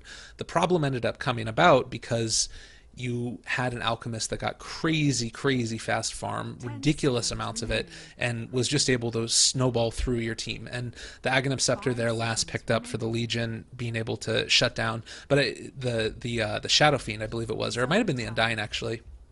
But either way, the Undying was really one of the heroes that was keeping Archon in the game last time, and I'm a little bit surprised that Elite Wolves didn't opt to try and take him down this time. We do have several silences, which will be pretty good, because if you don't get off Undying's kit, if you're not able to get out the Tombstone there at the start of the fight, or the Decay stacks if you end up picking up an Aghanim Scepter, all of a sudden your impact becomes a lot less, and all you are is sort of a right-clicking machine for a hero that isn't as tanky as he normally is. So, something to think about there. We also have the Rubik band out, as well as the Nyx Assassin. And waiting for one more pick here out of Elite Wolves. The Nyx certainly would have been pretty terrifying in terms of the ability to shut down any one of these heroes in lane, or not in lane, but as they're farming out at the jungle, particularly the Gyrocopter. And with the Skywrath Mage there as well, it just makes it all the worse. I do feel like the Skywrath Mage is a little bit of a strange pick. I mean, in the mid lane... Well, no, not in the mid lane even. In the off lane, I guess they have a chance to really harass out the Undying and mess with them a lot, and Skywrath Mage should be able to get away relatively easily, but it's still a little bit wonky. It creates some problems, I feel like, because if he does not end up going for and being able to get those clarities up and continue to toss out those arcane bolts, he's going to have a tough time in lane, and Undying can break his clarities with Decay, but we end up seeing the Omni Knight picked up instead, so... Looking like this is a really interesting one. What a bizarre draft. It's pretty cool though, because again, a lot of the stuns that you have right now to deal with the Ember Spirit, a lot of the silences, a lot of the everything that you have are countered by repel. So at this point, Archon are going to need to pick up somebody who's a natural diffusal carrier, and honestly, that puts him in a really weird position because now. I guess you would have to do it on a support unless you wanted to run Gyrocopter as a support. They certainly have a lot of time to think about it. 140 seconds. I think that Omni Knight pick is devastating right there, actually. Unless they're able to have somebody. You know what? Shadow Demon. Shadow Demon might be the pick right here. I think that's pretty solid because it solves a couple of other problems that they have also. You're able to set up the Queen of Pain ulti as well as the Gyrocopter one. Have really solid initiation. You can set up a Slardar stun if you wanted to run, Slardar in that off lane position. You could potentially go for an aggressive tri-lane.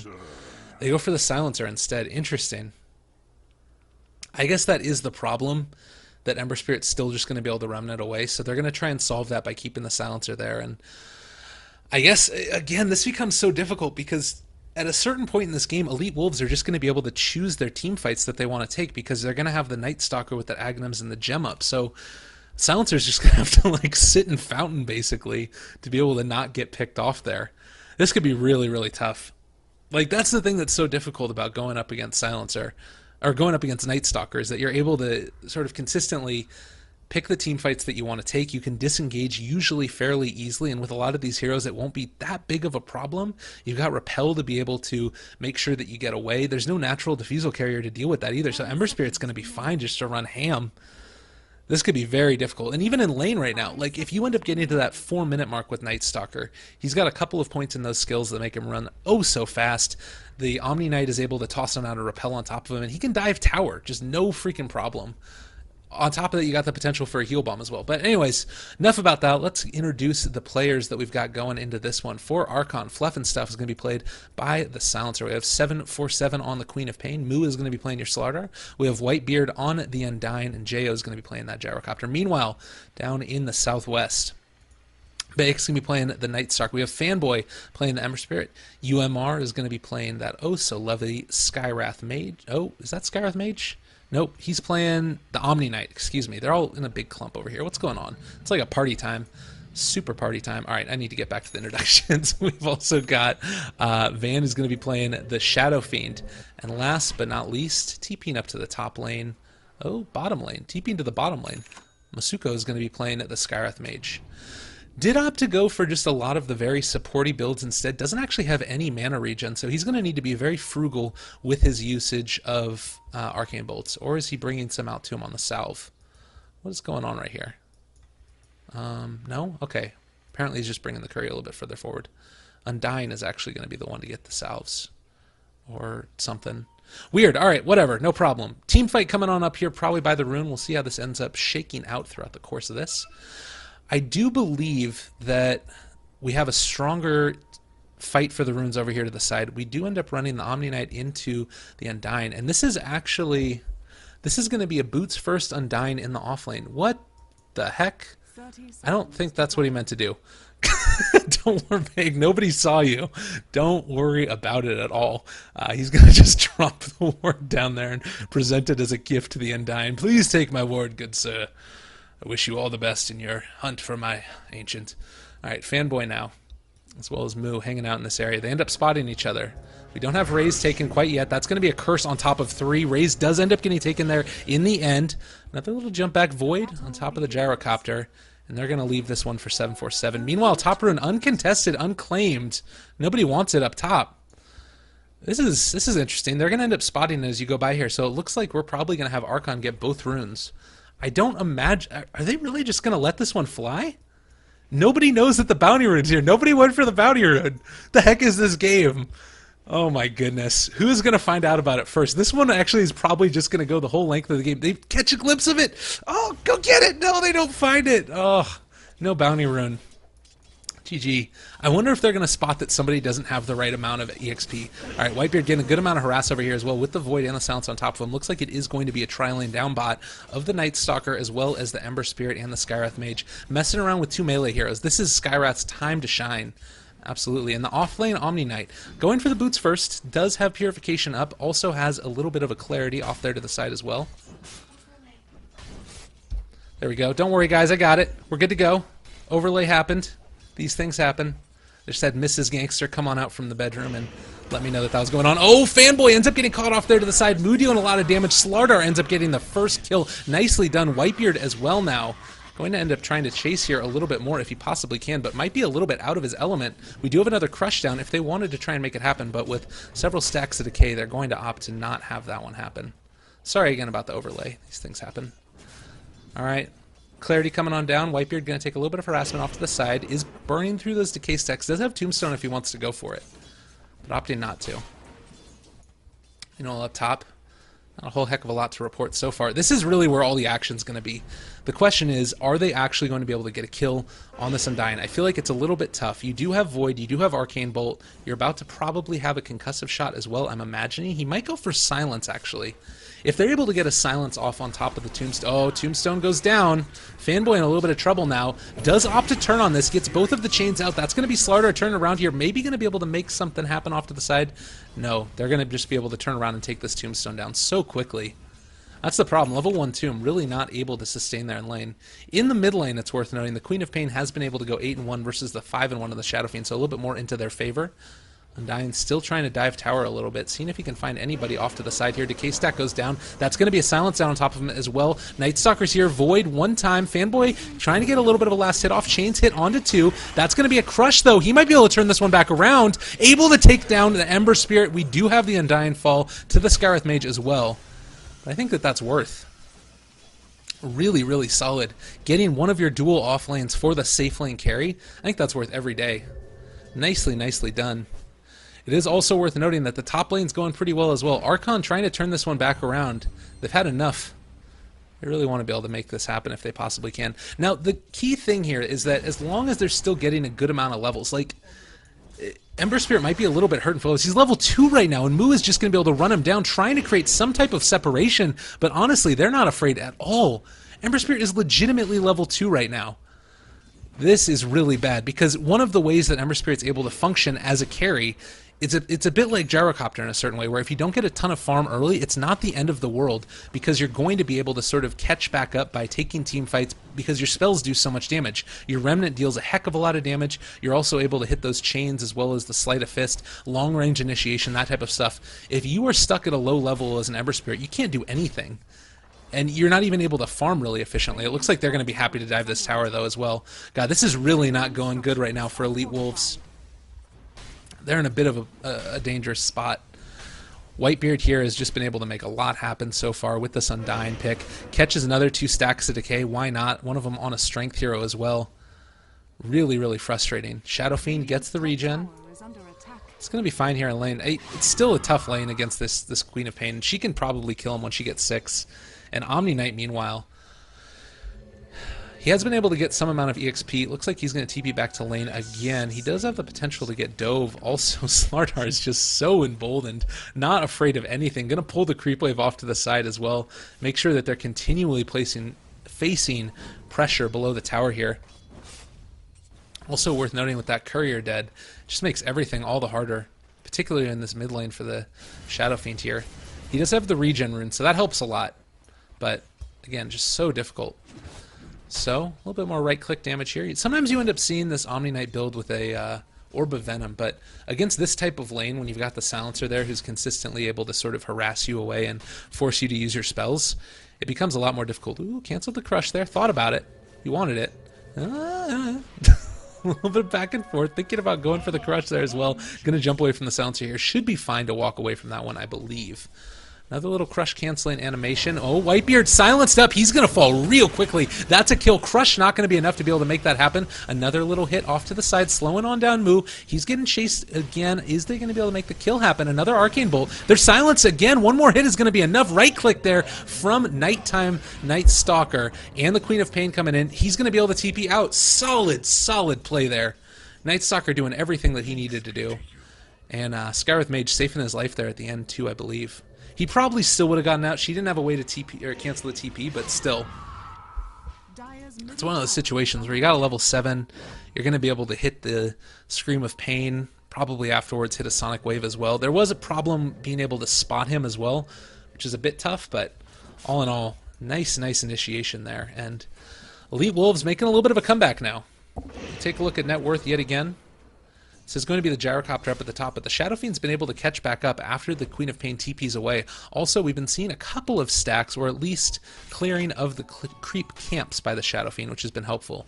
The big problem right now for Elite Wolves is that they don't have any way to contest this Gyrocopter's farm, and they need to make that happen. Now, the other flip side here is that once you end up getting a decent amount of those core items up, there isn't a defensive support to be able to keep this Gyrocopter alive on this team. The closest thing they have to it is a Silencer dropping global, or the Undying being able to rotate on in with the Tombstone as well as the Soul Rip, which is still really hard to be able to make anything happen there because his movement speed isn't really that great. There's the jump forward. They're going to be able to catch Whitebeard yet again. So much magical damage coming out with the quickness. Does get Tombstone out. It's not going to be enough, though, and it looks like they're going to opt to finish this one off. Oh, call down Gyrocopter with the rotation. This might be the turnaround that they need. Fanboy dropping low yet again. Gyrocopter kills the Night Stalker. Nice rotation from the Omni, trying to keep his buddy alive. Is able to fog away from the damage as well, but coming in from the other side, Queen of Pain jumps forward. Scream able to kill the Skywrath as well. Double kill for 747.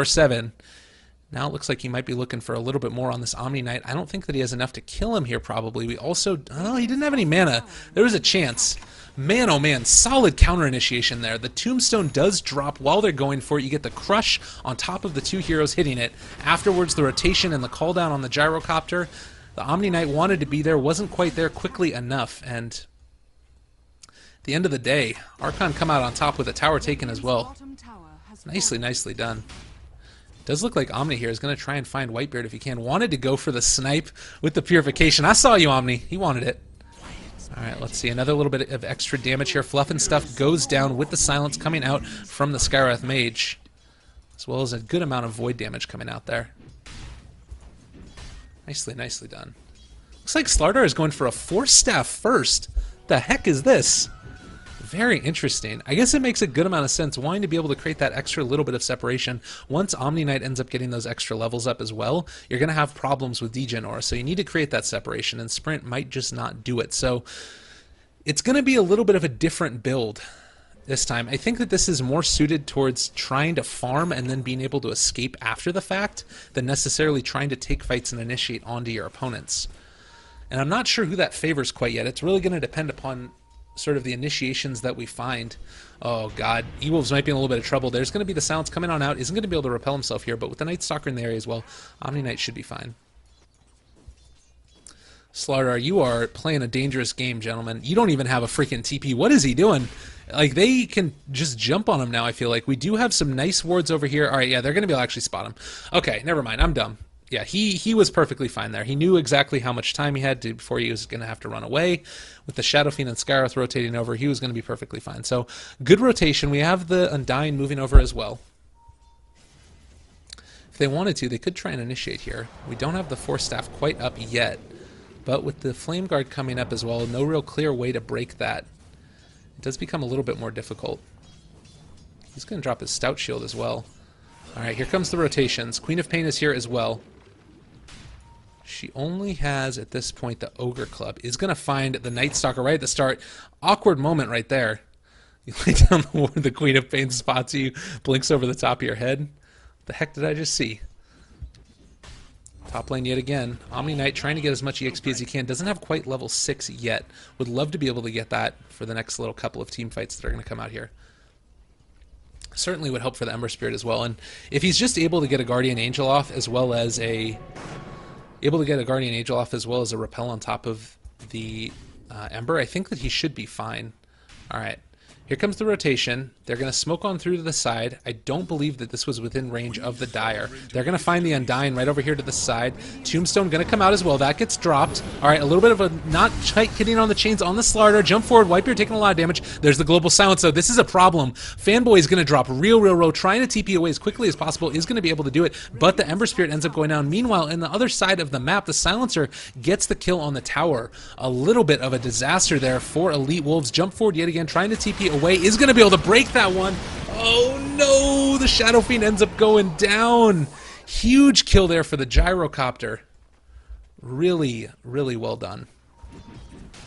Whitebeard now as well. He can keep on farming away as much as he wants. And Omni Knight, while he does not have level 6, is getting precariously close to it. And that's going to help him out a lot as well. Fluff and Stuff top lane, picks up his urn, ready to deal that DOT. Fanboy pushing on up, still only level 6. Take a look at those levels, like, he's hurting a little bit. Actually, he just hit level 7, so a little bit better, but not a tremendous amount. Let's take a look at the team net worth at this point. 5k into the lead of Archon. In terms of EXP as well, we're looking at a 20k lead. Well done there. This Omni Knight's been playing so aggressive in terms of his wanting to move forward. Oh, up top.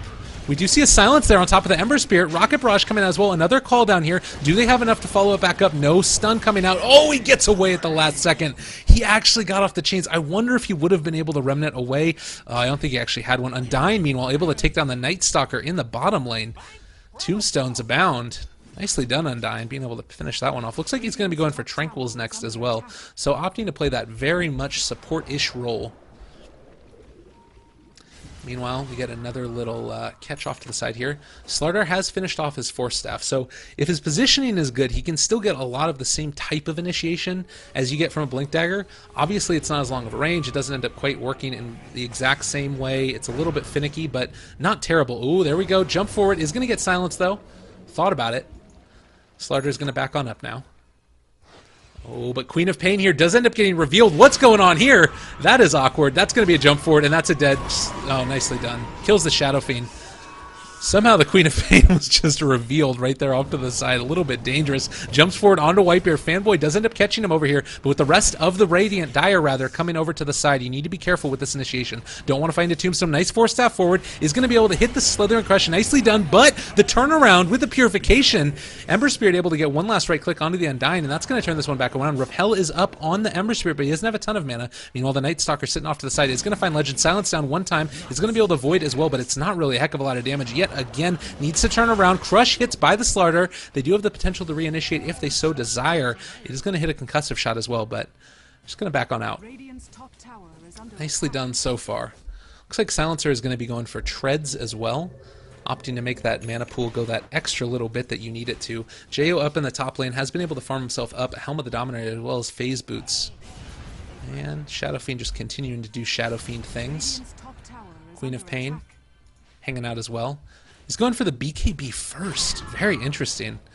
Meanwhile, Whitebeard's going to be dewarding again. I don't know completely how he knew that one. He must have just realized it when they were ganking him, that there must have been a ward there. I think that this is going to be a smoke on up into the Dire jungle. Do we have a potential to catch on out the Gyrocopter over here? It looks like we might. He's going to be in a little bit of trouble now. Does end up getting silenced up. There's the Mystic Flare. Another kill. Purification comes out. That's going to end up being a dead Gyrocopter. Scourth Mage gets the last hit. Silence dropped as well. Looks like Fanboy's in a little bit of trouble. Is going to be able to hit the Remnant. Nicely done. Away from that one. Isn't going to be able to make his... sprint? No. Not going to be able to get that kill. So Global Silence used for that one. And at the end of the day, 1,200 gold swinging back into the favor of the Radiant. Nicely done.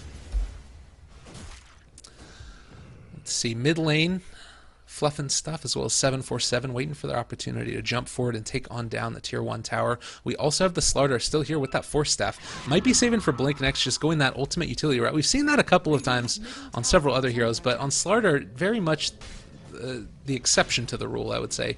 Like, I feel like you almost always go Blink on Slardar just to be able to create that extra bit of initiation. I guess that you do still have like the possibility to jump forward with the Queen of Pain as well, but there's like a lower cooldown, all these things. I don't know.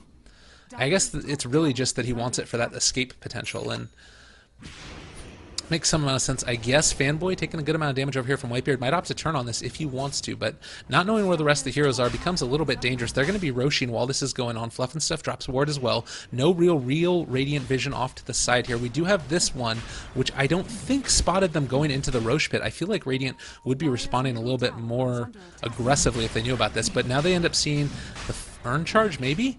You'd think, I guess that they can't contest this is the real thing, and so they're not wanting to. So Gyrocopter picks up the Aegis. We do still have, oh, the Omni Knight trying to run away now. I don't know if they knew that that was happening, honestly. Like, their movement didn't respond like they did know what was going on, so a little bit strange.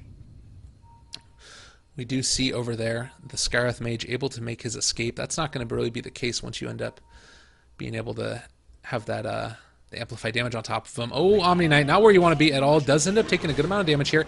The Repel is on, but is going to end up falling to the Undying. Not quite enough in time. They're all separated. Fanboy is going to remnant away, but is it going to be enough? You know, as well, we do have Yomar getting away also. So Night Stalker and the Ember are able to make their way away. Omni Knight is dead, but for only 20 seconds.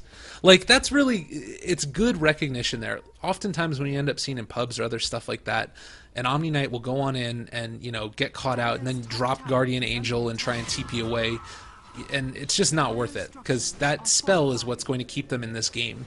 The fact that they have that and are going to be able to drop that down once they're pushing high ground is what's going to keep them in it. Fluff and Stuff ends up getting silenced here. Concussive shot down as well. He's going to end up falling. One more right click should do it. Shadow Fiend gets the kill with the raise, actually. And meanwhile, pressure up in the top lane is going to be averted by the Queen of Pain as well as the Slardar. But down bottom lane, we have them a little bit separated. Gyrocopter is here as well as the Undying. They're rotating around. We do have a ton of ward vision in this area, but they're getting chumped on by all sides right now.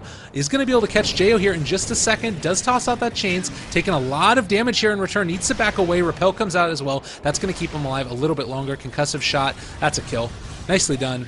One time. Can they get it a second? That's the real question here. Oh, Requiem of Souls. Time it. Can you time it? Beautiful. Nicely done there. And Jo ends up falling. Night Stalker actually, a little bit of chaos there at the end. Don't worry. Nobody saw. Well done. So it looks like Undying was 1,600 gold in the bank. Can go for a lot of different things. Last time he ended up going for the Ags. I don't know if that's the option this time around. While it was incredibly helpful, I think that Glimmer Cape might be better just to help your team stay alive a little bit longer, particularly that Gyrocopter, considering you don't have something like a Dazzle or a Winter Wyvern or, you know, anything else to help your team already. Like, you need to be able to be that person to some extent, and I would imagine that that's what he's going to go for. Nope, never mind, I'm wrong. He's going for the Aghanim Scepter. All right, so the real question that I have then, and UMR is going to get amplified damage up. They're going to keep eyes on him. The real question I have is, how are they going to be able to keep that Gyro alive? Because that's going to be the real big problem at this point in time with their draft. Fanboy now going to have to run away. Remnant, one time, no, just going to opt to TP away. And they burn Global Sounds. Okay, no, it's to kill the Omni Knight. But again, I think that's worth it. You know, Omni Knight still does have Guardian Angel on up. They're not going to be able to push down this tower in time to really make a meaningful impact. Like, I think you burn Global Silence for that. You take that every day for Elite Wolves. Like, Omni, it sucks to lose him, but at the same time... Alright, Tombstone drop down. This might actually be a problem right now. Van is going to end up getting caught out. Lots of damage immediately. Gyrocopter able to get the kill onto him with the call down. That being said, they don't have this for this next engagement if they wanted to try and take it. Fanboy running on up to the high ground is going to Remnant down to the low ground, I would imagine. Looks like we're going to get a little bit of a creep shot off onto him as well from the creep that was stacking. Hiding in the jungle as well. Why not? Nice plays. But they're going to need to figure out how to keep this Gyrocopter alive, because in the team fights, I guess that the way that they've been doing it is just finding the initiation point. As long as they're able to get the initiation that they want, they're going to be somewhat okay with the Gyro. But the smoke ganks that come are going to be really tough. And so I feel like at this point, oh god, Slither and Crush, Fanboy, you're in some trouble. Where's the one bash? Bash one time.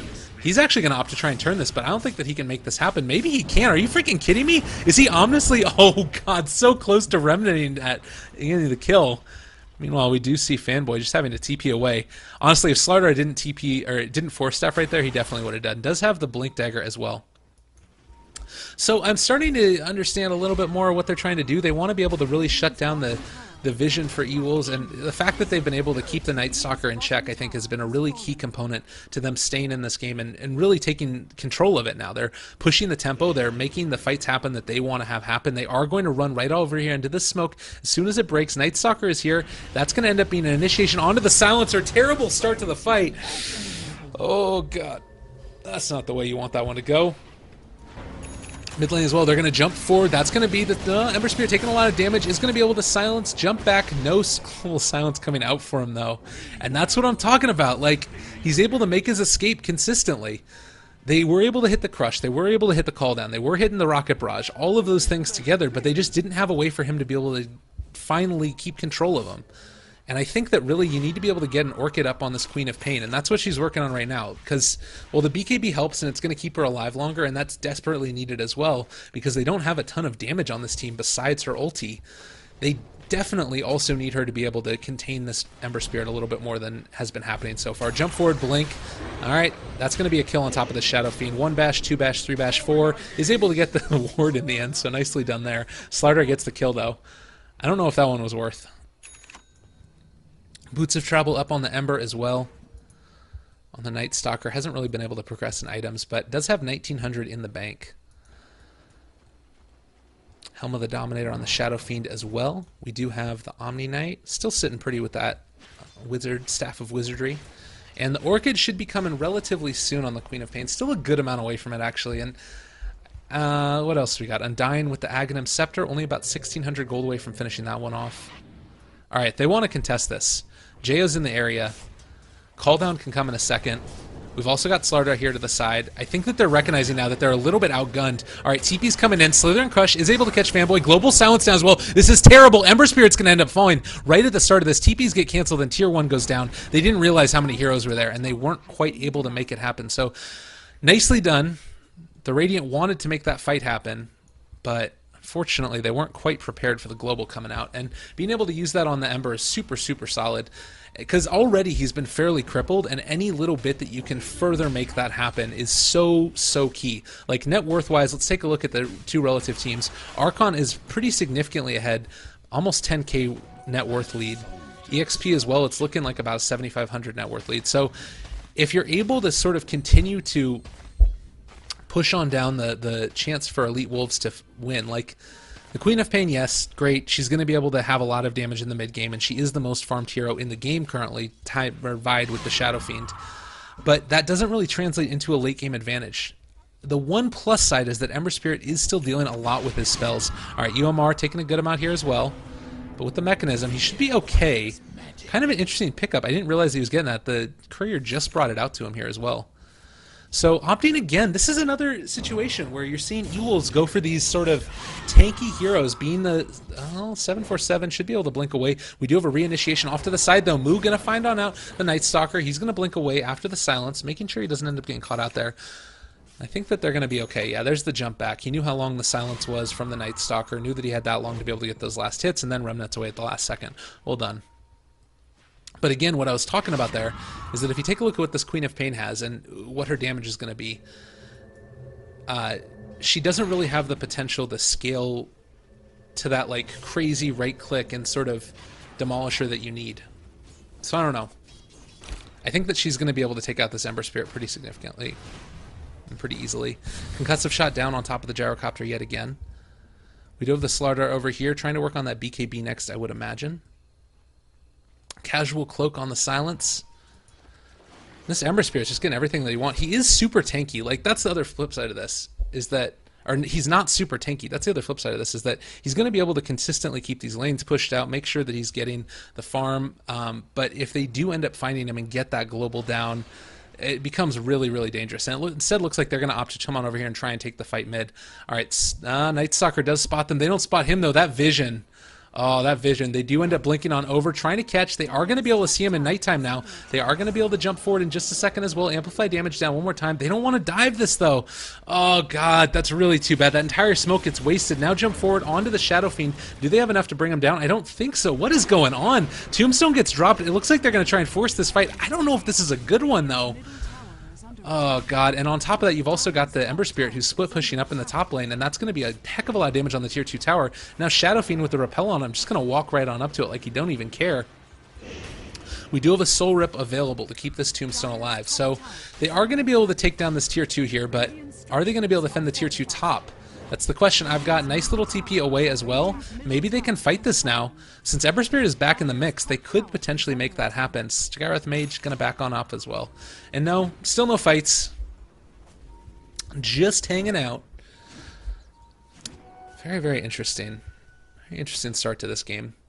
The other thing here as well is that, like, the Shadow Fiend, he's got Helm of the Dominator, he's got Sanjin Yasha, he can sort of be that frontline beefy hero, and now that he ended up picking up, or the Night Stalker ended up being the one who picked up the mechanism, it means that they're going to be able to have that extra bit of tankability on their Shadow Fiend, because he didn't have to be the one that went for it.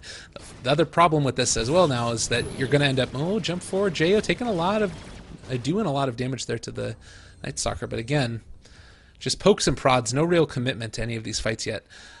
So, because of that, it means that the Shadow Fiend can come online a lot earlier in terms of the damage he's able to deal. God, this Gyrocopter is so freaking bold right now. Like, you take a look at this, he has no vision in this area and just not afraid of anything that's going on. Like, the rest of the Radiant team is just right here next to him, and they're not willing to go in and try and fight this. I don't know, this seems dangerous to me. Jo might be in a little bit of a dangerous spot if he sticks around too long. Alright, Roche about to respond as soon as Slardar leaves it. Oh, it hurts, man. Alright, let's see. Shadow Fiend now is building into an Eagle Song. Like, when you end up being able to skip the mechanism, it means that you can get those big items a lot quicker. And honestly, I don't know if Gyrocopter is going to be anywhere near dealing with this. Like, we're going to have the Butterfly online here in probably another 4 to 5 minutes as long as Shadow Fiend doesn't fight and lose it all. Like, I think that he's going to be getting this really quickly here. Probably less than 5 minutes, honestly. Alright, jump forward. We're going to see Mu trying to get a lock onto the Omni Knight. Isn't going to be able to make it happen. But they do realize now that Roche is back up. So Aghanim Scepter just finished as well. This is actually great timing right now for them. They get the Aghanim Scepter up. They're going to be able to push this on in, amplify damage down on top of Roshan. The Radiant don't have any idea this is going on. They're going to end up moving on up to try and see if they can get a kill instead onto the Queen of Pain, which probably isn't going to happen considering we do have Global Silence up. But that being said, they probably want to save Global Silence for the next engagement, if at all possible. So Roche is going to fall. Meanwhile, top lane, Queen of Pain is going to run on into him. Silence down immediately. BKB popped, and she's out of there. Like, it ain't no thing. God, that's frustrating. But we do end up spotting yet again. Omni Knight potentially want to jump in here. No, not going to do it.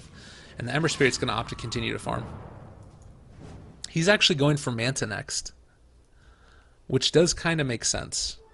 You want to be able to make sure you can get away from that silence. And, you know, Manta, a pretty good way to do that while simultaneously increasing your damage a little bit. But again, I feel like at this point, if Elite Wolves are going to win this game, they're going to need to win it like crazy late because they're just not coming online fast enough with these heroes.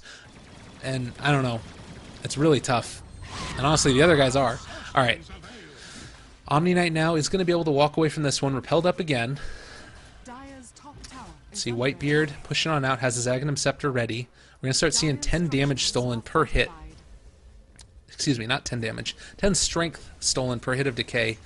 And now they feel comfortable just moving on up here with Aegis on the Gyrocopter as well. They've got nothing to fear. Oh, DD is up, though. That's a little bit scary.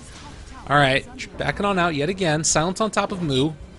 And disabling his ability to initiate yet again. Need to wait for the next creep wave now. And now the Shadow Fiend actually has his Butterfly up. So this becomes a little bit of a counter timing because you wanted to move up there now that the Aghanims was up on the Undying. But now your sort of main damage dealer. Oh my god, Jo taking a lot of damage there. He's going to have to back on out yet again. All right, Drums Charge popped. Raises trying to clear the creep wave, or at least pull them past the tower. Jo trying to do the slow push. Another concussive shot out. That's the jump forward. Oh my goodness. Omni Knight dies at the start of the fight. That's going to be complete and total devastation. Maybe they can turn this back around. Here's the buyback. TP on in. Guardian Angel comes out. That's going to keep him alive a little bit longer yet again. Mechanism pops off as well. Darkness is popped. Are they going to be able to take on down the Omni? He falls again. That's a dieback. They're actually going to be able to turn this back around. Aegis does pop, but do they have enough to make this actually happen? Undying's getting tankier and tankier with every single hit. They're going to be able to take down this barracks. The Tombstone's still standing. Oh, the DD is out for the Shadow Fiend as well, just consistently trying to chip away at them, but it's like hitting them with bunnies. Fanboy taking a good amount of damage. There's the crush onto two. Global Silence down as well. That's going to be a double kill. Oh my god, Silencer taking them down to Pain Town. Whitebeard trying to run away. We hit another little couple of chains on top of these heroes. BKB popped for the Queen of Pain, and they're going to back on out. Archon coming away with 2 barracks. And the Undying getting away on nothing with all of those decay stacks stolen. Aghanim Scepter is going to be picked up. Take a look at that fight recap. 4,300 gold swing, as well as 5k EXP into the favor of the Dire. Team Archon looking good in this one. Man, oh man. All right. Where are we looking next? Like, the thing about this that becomes so much more difficult too, as the Gyrocopter picks up the DD, is like, not only do you now have this lane of racks, you've got a huge gold advantage over your opponents. It's going to be an item at least 17k roughly EXP. We're looking at 14k. Yeah, this one is, it's really not looking good. Like, they need to be able to win several team fights consecutively to be able to bring this back into winning territory. But they can't really do that. Maybe I guess that they can try and split push, but split pushing against already losing a lane of racks and not really having that much damage up on your Ember Spirit to begin with is not the situation you want to be in. He just got so gimped in that early lane, consistently getting ran down by that Slardar as well as the Undying. And it was such a dangerous lane to be in. Fanboy moving very far forward with the rappel up. He's actually not that scared. But maybe he should be. Alright, Slardar does have a blink. Force, crush, hits. Turn around, jump away. Remnant back. They're going to be fine. Just posturing. Everybody posturing for position. But I mean, you know, with the Aegis gone, maybe they have a chance now to turn this one back around. Repelled up. Oh god, this is a terrifying. He's going to have to pop the BKB. Jo dropping low. This Shadow Fiend don't care. Whitebeard is here as well, trying to stay alive. Tombstone taking a lot of damage. We do have a Soul Rick up to keep it alive a little bit longer. Crush onto 2. This is really, really bad. Now Purification keeping the Shadow Fiend alive a little bit longer. Meanwhile, the Sonic Wave able to take on down the Skywrath Mage in the bottom part of this fight, which is extensive as all heck. We do see the Silence on top of the Queen of Pain. She needs to run away. Slardar trying to keep her alive a little bit longer. Another Sleight of Fist. Gyrocopter taking out the Night Sucker and the Shadow Fiend. Oh, the turnaround. It's all going down. Triple kill for the Gyrocopter. He is exactly where he wants to be, and there's not a dang thing they can do to stop it. The Queen of Pain, no buyback. The only one with the buyback is the Ember Spirit, and he's still alive.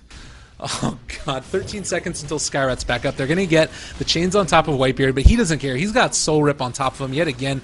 Does also have the Crush. Not quite able to hit, unfortunately, onto the Ember Spirit. Nice dodge from him. But again, this is looking bad, and honestly, the only thing that's stopping them from, like, the biggest problem they have right now is the Tier 2 is still standing. GG ends up getting called. We're moving on to a game number 3, ladies and gentlemen. Elite Wolves versus Archon. This is the BTS Qualifiers for the Summit 4 American Division. Name has been Lyrical Gangster. You can check me out at twitter.com/Lyrical Gangster. Switch the E with the 3, you'll find me, and all my other social media endeavors are over there as well. So thank you guys very much. We'll be moving into Game 2 in just a second.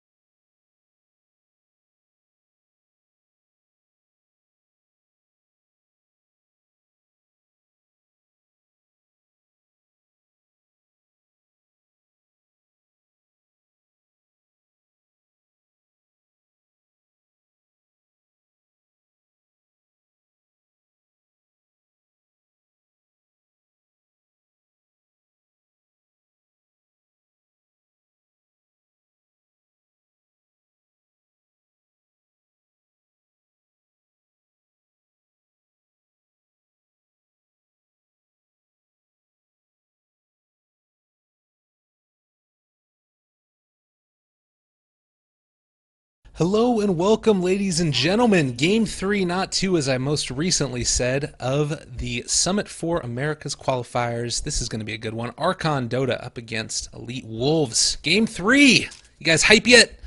No, I sure am. It's going to be awesome. All right, so taking a look at this one right at the start, let's break down what ended up happening in the past couple games. We saw an Alchemist go ham in the first game, absolutely tore it up. Really, really solid play by him.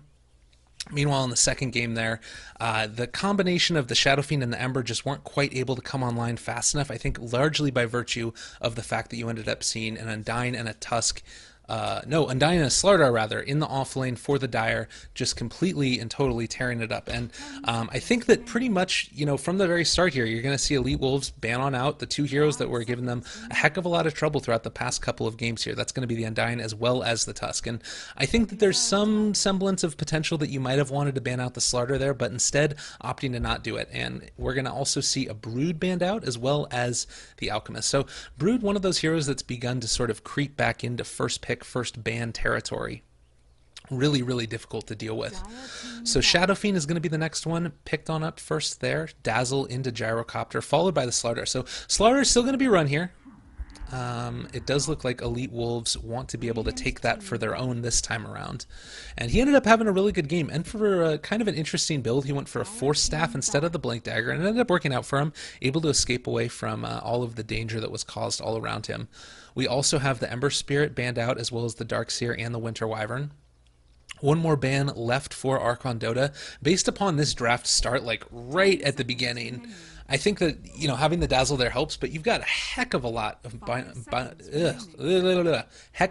of minus armor coming out very quickly. So Presence of the Dark Lord, of course, ends up going up to 6 once you get up to max level. You've also got Amplify Damage, which goes up to 20 by level 16, but even at the early levels, 10 at level 6 is really, really impressive in terms of your ability to initiate and make sort of good use of that. So I wouldn't be surprised to see something like a Witch Doctor here at some point in time. They do ban out the Winter Wyvern as well, who has a very annoying habit of cold embracing whoever you happen to be jumping on with your minus armor strat. So I think that's a pretty good one.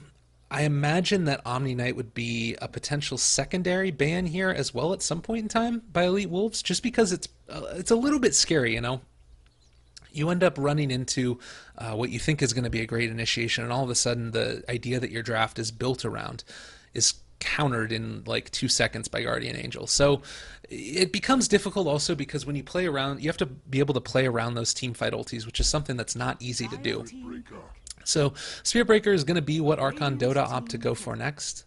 Certainly a very strong hero in the current meta, being able to charge on in and deal massive amounts of damage at the early stages of the game. Darkseer already being banned out. You're not going to be able to run that dual lane, which can be pretty potent as well in terms of shutting down the safe lane. But I think that last time what you really ended up seeing there was Archon Dota focusing on trying to make sure that they shut down the safe lane Ember. And I'm imagining they might try and do the same here again. I'm thinking that Slardar is going to be in the off lane, although you can still run him in the safe lane. I don't think it's quite as good. Sprint, now that you're able to phase through units, is also pretty...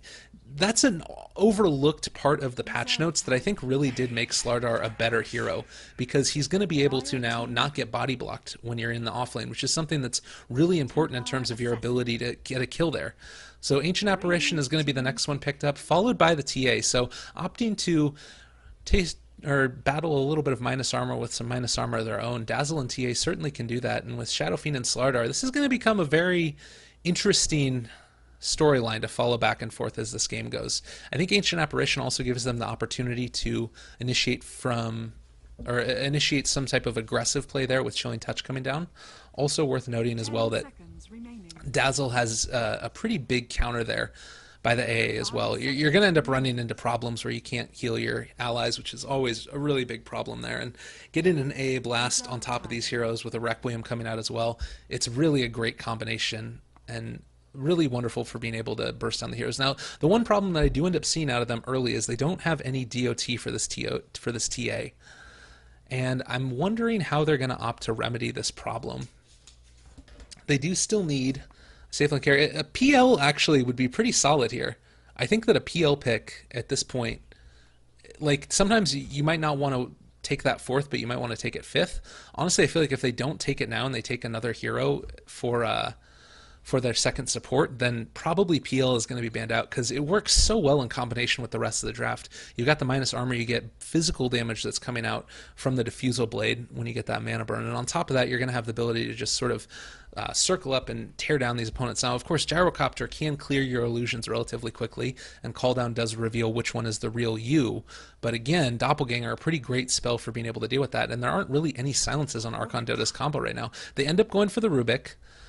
I wouldn't be surprised to see a PL banned out here. There certainly are other options, and it doesn't have to be that.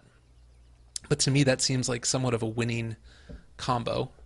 Meanwhile, for Archon Dota, in terms of what they might be looking for here, you can run the Spirit Breaker on the offlane, and I think it's pretty great. And I think that they might be looking to do that. Now, I think what they're going to be doing here is they have the Dazzle and the Gyrocopter together.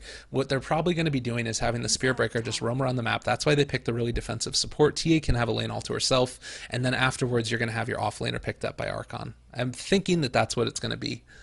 And in terms of offlaners that they might go for, I mean, if they wanted to, they have to pick first. So they also have to think about what is it that the enemy is going to go for as well, which is something that's kind of a little bit difficult to figure out. I think that a Bristleback here could be okay out of them. We do see the Clockwork banned out, interestingly. So they think that this is going to be a safe lane Slardar, which certainly could work. It wouldn't be the worst thing in the world. They end up banning out the Bounty Hunter. Both of these teams are thinking things that I'm not thinking, which makes me think that I don't know what I'm thinking about. But Archon Dota now with their last pick. About a minute to choose it if they want to go for it. Seen some LD played this tournament as well. Could be an option also. Definitely not the best option there, but not the worst either. A lot of different ways that you could go with this. I mean, it's not necessarily a gimmick at this point, the fact that you've got Dazzle and TA. Like, the minus armor doesn't necessarily have to be the focus of your draft. But it certainly could do, and I think that if you end up going for a Bristleback here, that's pretty strong. They go for the Lina instead. Interesting. Very, very interesting. So Dazzle, Lina is the supports, I guess? Or maybe... Alright, we're just going to have to wait and see what they're doing, because this is an interesting one. I mean, you do have, if you want to run a roaming support duo, Lina's got pretty decent ability to do that, and if you're able to set on up a Spirit Breaker charge followed up by a Light Strike Array, Spirit Breaker becomes a hero that, well, he can't really gank that well by himself. If you bring the Lina as well, pre-6 I should say, if you bring the Lina as well, you really are going to be able to punish whoever's in whatever lane you choose. So the thing I'll say for the Radiant now is I think that with the AA Rubik, they are going to be looking for that safe laner, I would imagine. Unless they do want to run the Slardar in the safe lane, which I find kind of strange. I really think that PL would be a great pick here. But then again, there's always plenty of other options that you could go for. Honestly, Bristleback wouldn't be terrible for them either. The tank ability would be great, because that is the one area that PL does kind of hurt with, is that if the T is able to get inside of you. So they go for the Viper, a different strategy, but certainly not bad in the least bit. I think that's pretty solid. Pretty solid. This is also going to give them a lot more flexibility in terms of their lanes and how they want to run this, because Viper can be solo with no real problem. This is going to allow maybe the Rubik to sit a little bit more mid and keep the Shadow Fiend alive for the Spirit Breaker charges. That's going to be a key component of this game as well, is how are Elite Wolves going to be able to deal with the Spirit Breaker charges. We will see indeed. Whitebeard going to be playing that Dazzle. Kind of interesting. He was playing the Undying the last couple of games, and I guess it makes sense. More healing heroes, as well as ability to make stuff happen. 10 seconds remaining. Come on, y'all. I believe in you. Fluffing stuff, picking on up that Lina. 5 seconds remaining. And there we go. Wonderful, wonderful, wonderful. Let me double check that everything is looking hunky-dory. Great. All right. Let's do a quick little introduction of all of the players here. For Team Archon, we got Fluffin' Stuff is going to be playing that Lina, most likely in the support role, considering she just TP'd on out to lane. Jo is going to be playing that Gyrocopter in the mid lane. Not actually in the mid lane, actually. We got Moo, who's going to be playing the Spirit Breaker. Space Cow, mooing about. Whitebeard is going to be on the Dazzle. And last but not least, got 747, who's going to be on the TA. Meanwhile, Bottom, we got Masaku, who's going to be playing the Ancient Apparition. Varen is going to be on the Viper. We have as well Fanboy on the Shadow Fiend. UMR is going to be playing the Rubik. And last but not least, Bayek on the off lane Slardar. So across the board, this is looking to be, oh god, that's not what I want to have happen. Looking to be a little bit of a strange situation here. I think that this is going to end up being now Fluff and Stuff hanging out in lane, waiting for the Spirit Breaker. Like, the Spirit Breaker is clearly going in the off-lane position now, I think, considering he's all the way down here. And he is going to be able to rotate mid a decent amount, but I feel like to a certain extent it might have been pretty solid for them to go for a safe lane hero here or something else, just so that way they're going to be able to have the Spirit Breaker charging mid consistently. And maybe that's what they're going to do eventually anyways. In the meantime, Fanboy, you going to pick on up the bot rune? We also have 747 picking up the rune in mid. This matchup relatively even. It can kind of go both ways, and I feel like really it comes down to player skill and their ability to execute effectively. And if they're able to do that, then it's pretty solid. A nice immediate D ward there. Maybe you're getting a little bit of extra bonus gold and everything else going his way. I also like this lane ward a lot. It's just out of vision from where you would normally place a sentry, which would be right around here. So as long as they're not sort of doing counter moves against each other, I think that one should stay up throughout the course of the game. And while it does not give you great rune control in terms of your ability to spot out all of that stuff, you should be pretty safe to go for top rune regardless anyways.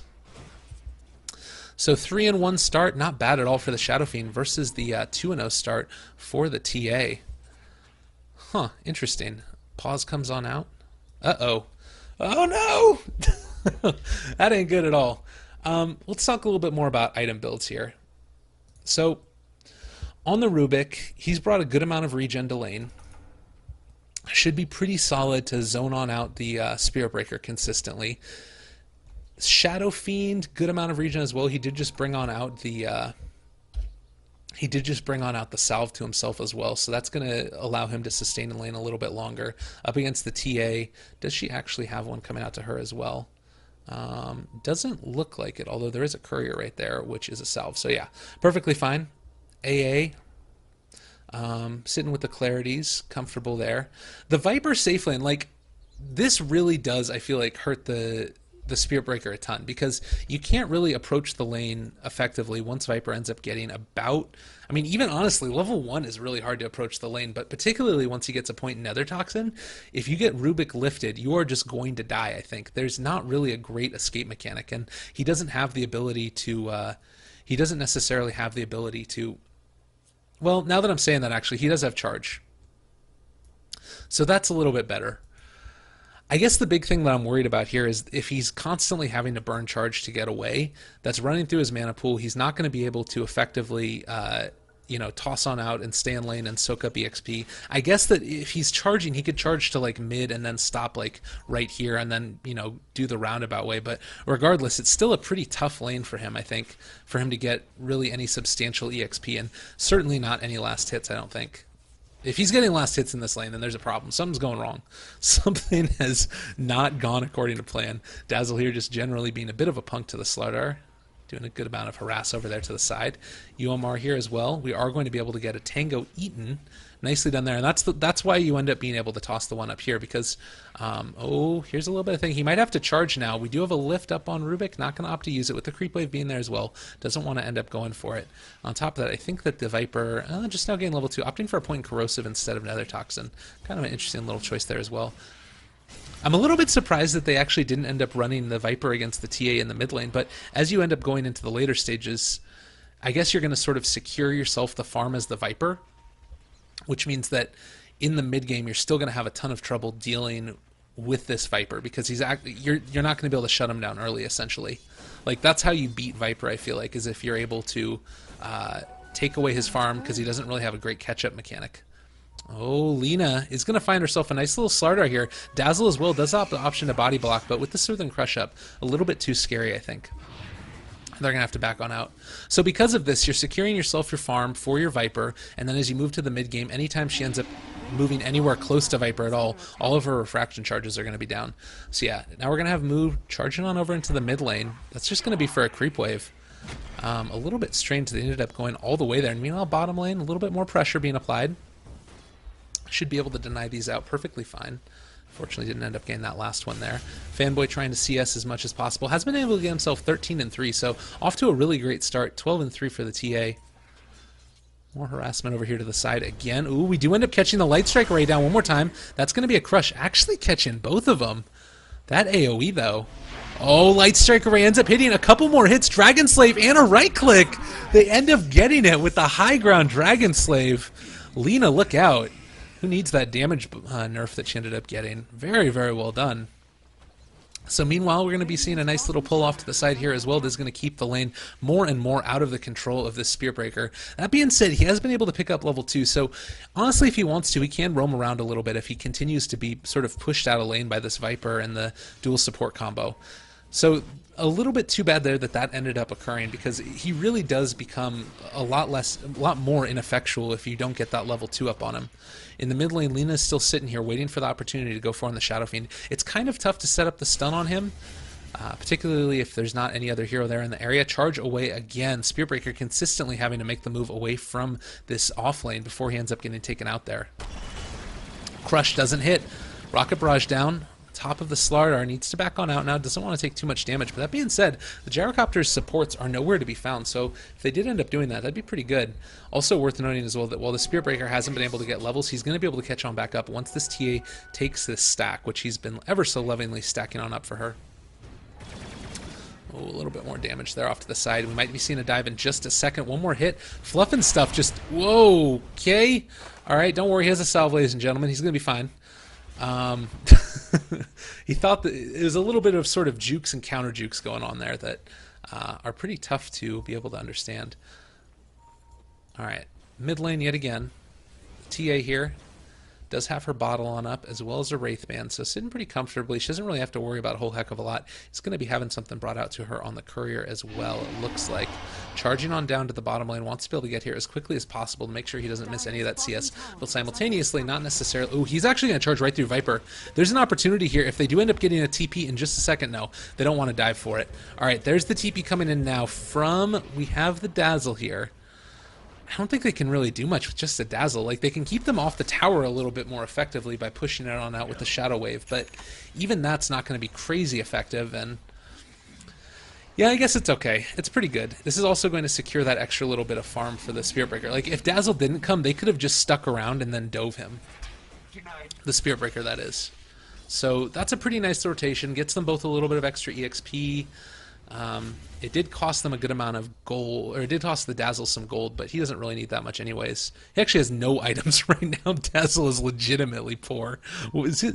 Oh my goodness. Yeah, this is not the best. So he picks on up Boots finally, does get himself another TP, so he's going to be able to get to any lane that he needs to fairly quickly. And while the Gyrocopter's still sitting up top, has been able to farm himself up Phase Boots and a level 5, getting ready for level 6. Super passive game so far. Despite the fact that you have this Spearbreaker, you would have thought that there would be more going on so far, but not really the case. Another stack coming on out as well, going to be able to make that happen. Rubik gets the Invis Rune, waiting for his opportunity to come on over. Does not have anything to block on out the stack, though. But honestly, oh, you know what the other problem here is, though, is you actually don't get EXP for stealing Ancients. So right now, Rubik isn't going to be getting any of this. Which is a little bit too bad. You don't get any for just sitting near Ancients as they die if you're the enemy team. I'm pretty sure, at least. We'll keep an eye on Rubik's EXP match, little thing to make sure that that's the case. But it looks like they're just getting in a position to come and take this. Oh, Chilling Touch comes down as well. Looks like they want to try and make something happen here, but instead they're going to come and seal stack. I don't think this is a good idea. I honestly don't know if they can take this down by themselves. If they do get a little bit of a bad initiation here, Moo is in the area, does get lifted. All right, they actually have a really good angle. Never mind. But now that he is down and they've used a lot of those spells, they're going to have to back on out. Jo does have Call Down now. Going to catch on to 2 of them here. Slow. No, only caught on to the Ancient Apparition. Rubik able to walk away from that one. That's still going to be a kill, though. So at the end of the day, it's an AA for a Spearbreaker. And it looks like the TA should be able to take this without really a whole lot more problems coming out. This is going to give a little bit of free farm opportunity as well to the other heroes on the map for the Radiant. Looks like Spearbreaker is going to be content to soak up levels in the mid lane. Only level 3 at this point. Got a last hit as well.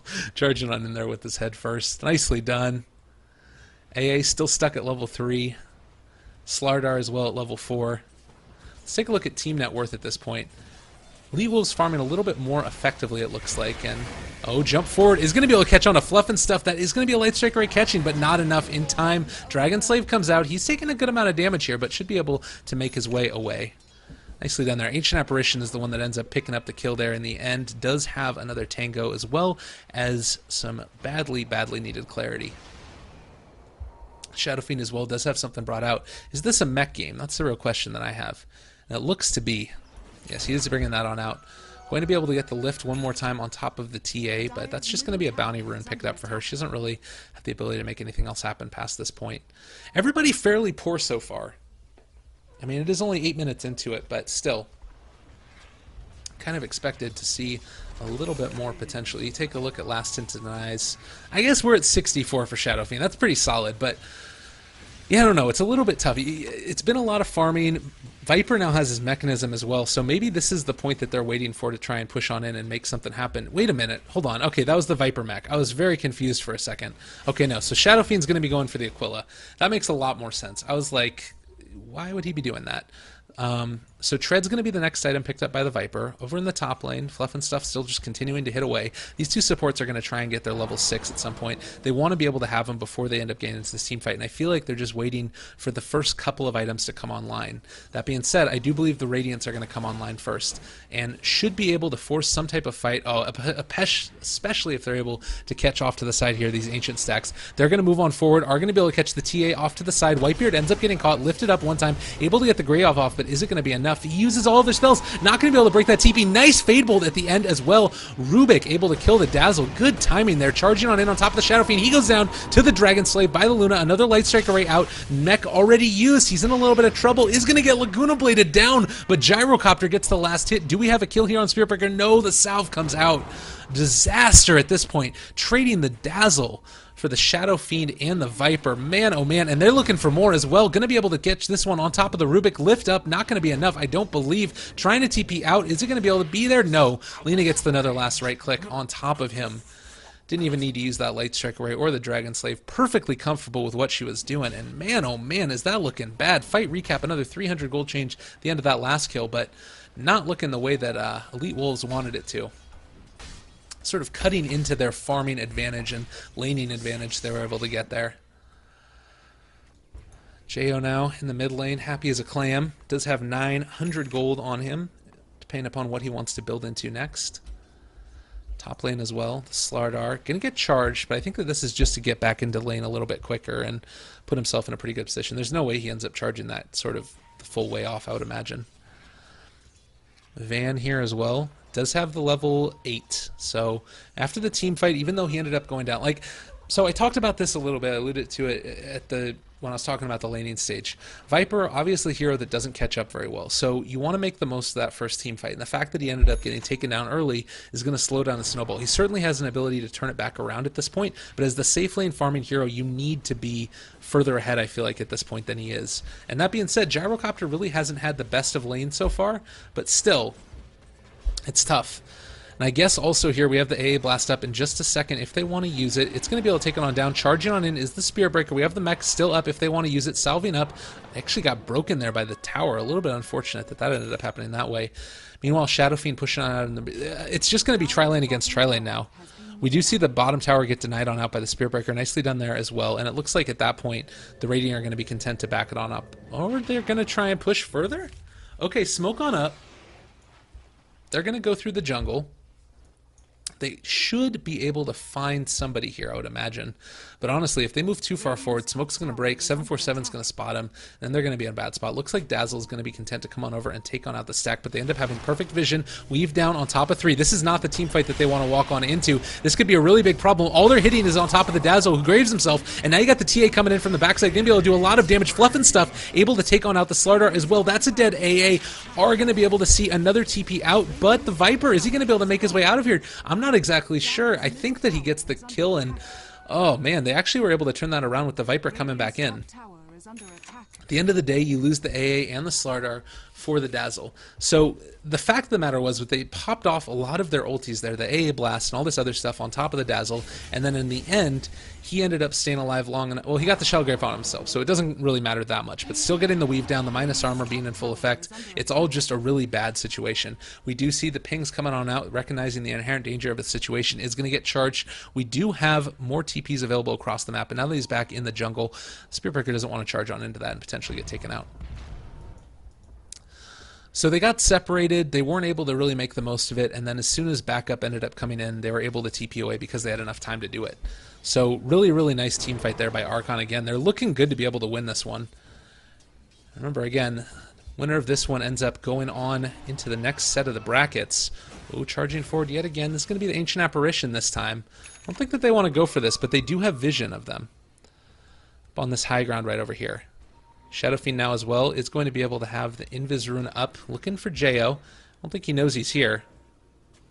Waiting for the opportunity with level 2 Requiem. Oh god, no. This is going to be bad. Jo waiting for the jump forward. A blast on top of him. That's a dead Gyrocopter coming in last second. Oh, Shadow Fiend looking good. Very, very well played. It does look like now the Weave is going to be on top of several different heroes, though, so their armor is going to be somewhat lacking. But honestly, I don't know if it matters. This tower is just freaking dead, man. Tower goes down with a quickness. We are going to see the Dire try and push on down the bottom lane as well. Elite Wolves looking for another opening. Like, that was such a huge kill right there, because the Shadow Fiend now moves to the top of the net worth, above that TA. We do see Fluff and stuff trying to take on out these stacks here as well. They do spot on out the TA yet again. That's the trap to slow them down, making sure they aren't going to be able to reinitiate on top of them. Lina, meanwhile, consistently trying to make this happen. So this is kind of a weird little engagement. Like, they backed on up, then they smoked right under freaking wards. They know that this is happening. Like, I don't know. It's all a little bit clunky. Elite Wolves wanting to make something happen here, but they just lost their stacks. They're not really pushing out the towers either. I think that right now it's a little bit scary because they know that all of Archon is all around them. And so if they split up too far, they're going to end up getting taken out. But at the same time, there's not really a great thing for all of them to do together anyways. Like, they didn't really want to push the tier 2 tower there because they were just going to end up taking a team fight they didn't want to have. They didn't really want to go on down and try and, you know, clear out the jungle either altogether because they weren't going to get any kills. So instead what they have to do is back on out and try and just increase their farming and make that happen. Slardar looks to be going for a 4-staff again, so what the heck do I know about Slardar builds? Very interesting. I think that this also, it somewhat works against the TA as well, being able to sort of make their way up cliffs. You know, if the traps are going to end up finding you, you're going to be able to make sure you're out of there. So, kind of cool. I like that. Shadow Fiend now as well is going to be going for that Manta-style recipe. Having that up and ready to go for this next team fight is going to be pretty important. I think that that's going to be solid, being able to soak up a bit more damage as well and have the extra DPS himself. Ancient Apparition with the Urn, the TA Refraction Killer. Looks like Viper's going to be going for Ags next. And UMR as well. Might be going for an an Urn himself. It wouldn't be the worst idea in the world. Making sure you always have one of those charges up for the TA is so important. But this is the problem now. You ended up spreading out a little bit, trying to increase your farming, making sure that you were all, you know, at a good place. And now, actually, after they end up spotting this out, I wonder if this smoke got spotted. They are going to know they're coming. And now they're going on into Roche. All right, they're opting to go for Roche. This is a little bit terrifying. The pings come out. They know what's going on. A blast is going in. They're going to be able to find a team fight here. Whitebeard ends up getting the smoke broken. Light Strike Array ends up connecting onto 2. Is going to be able to charge on in yet again. Slardar wanted to make something happen, but he goes down almost instantaneously to the TA. Jump back yet again. We did see Rocket Barrage stolen by the Rubik. All 5 of the Dire are still here. Meanwhile, we only have 4 from Elite Wolves. Charge onto the Shadow Fiend. This is not what you want to have happen. Manta last second. I believe in you. Doing it one time. Nicely done. Dodging the stun. Now trapped on in. Moo in a little bit of trouble. He's going to end up getting caught there. Nice shallow grave, though. Keeping him alive a little bit longer. Is able to get the ulti out on Fanboy one more time. Mechanism coming out. Is going to be able to get the Requiem of Souls out twice in a row. TA is able to take him out, though. And now Jo falling low one more time. Viper trying to track him down. Is going to be able to get another hit. That's the A blast. He's going to be able to get out of there. TP's too powerful. And now we're going to see the Dire try and get out of there if they possibly can. Hits 2 with the stun. Nicely done. Is going to be able to get the weave to keep them alive a little bit longer, increasing that armor. Cold Feet onto Whitebeard. Jump forward. Laguna Blade onto Rubik. One more right click. It's going to be enough for the kill there. Now we have Viper coming in as well, trying to make something happen. Fluff and stuff. No TP. Is going to be a Light Strike Array. Doesn't hit on anybody. Trying to back on out yet again. That's going to be the Viper taking out the Lina. And meanwhile, Ancient Apparition killing that Dazzle. So across the board, a 2-for-2 trade. Fight recap wise, we're looking a little bit more into the favor of the Radiant by about 700 gold. Nicely done there. Really, really well played. Viper starting to build on into and get closer to that Aghanim Scepter. Is only about, what, 1,500 gold away from finishing that one off? Meanwhile, the Rubik has been able to farm himself on up some stuff as well. It's going to be a Soul Ring instead. Probably makes more sense. You don't necessarily want to be able to... Oh! Oh, I thought that one looked a little bit scary. Slardar is going to be able to make his way away. 747 with the Deso as well as the Blink is a terrifying, terrifying person to fight against. The Urn is up again, charging in on top of the Shadow Fiend, breaking it one more time. Nice Manta to get rid of the slow as well as the stun. So that's actually a pretty cool little combo there, being able to make sure that even if you do get charged, you're able to get away from it to some extent. Really nice. And Fanboy making that happen. Here we do have yet again the Slardar trying to make his way away. They're taking out Roshan. She can solo that at this point, but with the Viper coming in as well, they can't really do it. Oh, God. Rubik stole Shallow Grave. Oh, God. Cast Shadow Wave or something, man. Got to do it. The ward does immediately get dewarded. It's going to be a little bit tough for them to... Oh, no. They can take Rush almost instantaneously. It's like too freaking easy for them, and it's going to fall down really quickly here. We do have the ulti up on the Viper as well. Do they have the option to jump in? I don't know if they're going to be able to have the angle. Weave is going to be back up again in a second as well. And the other thing to keep in mind, we have Shallow Grave now on the Radiant. Aegis taken. Shadow Fiend picks it up. They need to disappear. They need to be out of here immediately. Catches one there. Nice with the crush. A blast. Gonna get the debuff onto 4. Really huge. Spirit Breaker ends up exploding. Oh, God. Shadow Fiend took him on out. And meanwhile, the TA able to come around the other side, taking on down the Rubik. She is hitting like a champion, but ends up falling nonetheless. Viper takes her on out. So 2-3 for 1 at this point. Nicely done. And that's going to be the Aegis up as well. They can push on up now. Oh, God, Elite Wolves are looking really good. Taking a look at that fight recap, that's a 2,000 gold swing into their favor.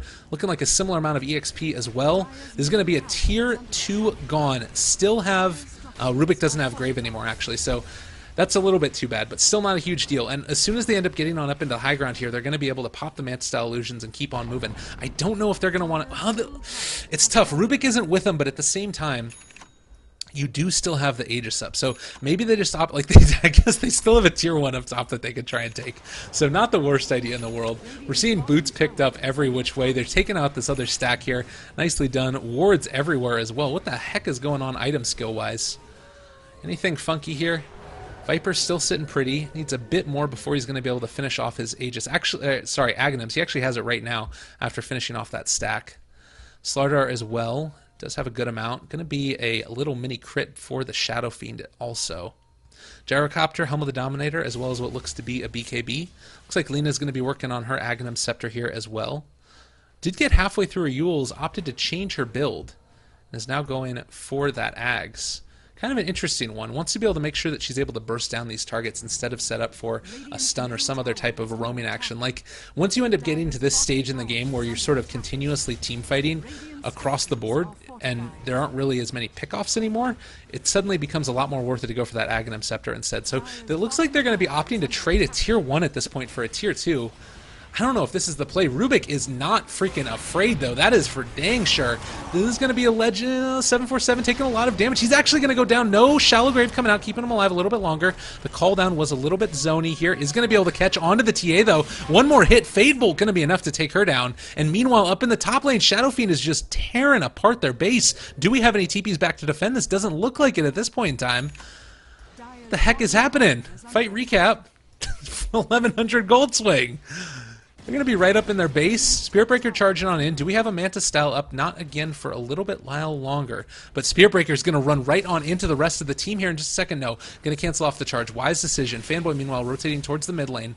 Not content with just taking the tier 2. Wants to go for more. They do still have Aegis, so why not? He's got a little mini crit as well. He should be able to just beat them down consistently over and over again. This tower is going down with a quickness. There's the Manta style illusions as well. Keeping them alive a little bit longer. Going to push on forward a little bit more. Making sure to deal damage to this tower. This tower is falling so fast. There's no glyph. There's no nothing. What are they going to do against this? Jo gets hit with the AA blast as well. He can't fight now. So this is going to secure their retreat if they want to. But if they want to reinitiate, they could just go. They've got the Aegis still up for another minute. Oh, God. Yeah, they're waiting for... I think that they do want to try and take this again. Or maybe push on down towards the bot lane. I don't know. Like, they're so freaking tanky right now. It's really hard to imagine them doing a whole lot else. TP's coming on back yet again. They haven't left. Like, Dire should realize that they're still out there. They're waiting for their opportunity. Do jump forward, catch onto the TA. This is a disaster. Gets stunned by the shock. Everything's going down. Shadow Fiend takes her out. Now we're also going to have this other creep wave pushing in again. The Aghanims is up for the Lina, but is it too little too late? That's the real question that I got right here. What level is she right now? Level 11, so it does deal that 650 pure damage, which is pretty solid. Going to almost tear Rubik completely and totally apart, but likewise, you end up getting that stolen. It's not what you want to have happen. Melee Barracks fallen with a quickness here. We also have the, jump forward maybe one more time again. Weave is doing a good amount of damage. Lift forward onto the Spear Breaker. Shallow Grave keeping alive. I don't know if that's who you want to keep alive there. Oh, Mechanism popped out. The Viper's going to be able to stay alive a little bit longer. Shadow Fiend takes out the Gyrocopter. AA takes out Moo. It's all going downhill. The TA did buy back, I want to say. Is that correct? Did that actually happen? Take a look at that fight recap. I don't see a buyback, but I thought that she was dead for longer than that. Maybe she did. Do we have anything up on her? No, she did buy back, so if they kill her now, it's going to be GG pretty much. Daedalus up on the Shadow Fiend as well. 14k net worth. This is looking really, really bad right now for Archon. They need to be able to do this, so that way they don't end up dropping into the lower bracket. Oh my god, Fanboy dropping really low, though. He wants to actually die, though, so that way the Aegis ends up popping. Nicely done. Aegis pop. That's all your refraction charge is gone. What are you going to do now? AA Blast coming in as well. That's the debuff. He's going down. Templar Assassin ends up falling. Meanwhile, as well, Spearbreaker doing everything they can. Another lift, another crush, another bash. Everything is going Elite Wolves' way. This is going to be a Tier 3 tower gone in a second. They're out DPS in this so quickly. Thought it was backdoor regen, but they got to creep up there with them. It's doing the damage they need. Another call down. This is their last hurrah right here. Do they have enough to turn it back around? We are a little bit separated at this point in time, but a no TA for another 40 seconds. The jump forward, Force Staff is going to be able to hit. Light Strike Array doesn't connect. They are going to be able to continue to push on out here, and I don't think that the Dire can hold this any further at all. Those TA pickoffs are just too freaking big. Rubik moving forward yet again, wants to be able to lift onto the Dazzle. Not going to be able to happen. AA Blast coming in, need to be careful. Debuff applied to 2. Viper Strike onto the Lina. That's going to be the catch on top of the Gyrocopter as well. Another one as well. Charge in on top of the Slardar. Oh my god, this is really not looking good. Rubik is going to start charging around, headbutting fools in the dome if he's not careful. Oh god, and they didn't lose anything the whole time. They're going for Tier 4s. Who needs Tier 1s? Should we go look at that fight recap? It's just all downhill. This is going to be a huge gold swing into their favor. 15k and climbing. It ain't no thing. Tier 4's falling. Tiers 1 standing. Elite Wolves making it happen. Absolutely wonderful. And I'm wondering, do they even back off at this point? Like, I guess the flip side of this, and the thing to keep in mind, Archon can still hold for a while in terms of their creeps. Like, they're not going to get mega'd anytime soon because the Tier 1 is still up on the top lane. But look at this Shadow Fiend right now.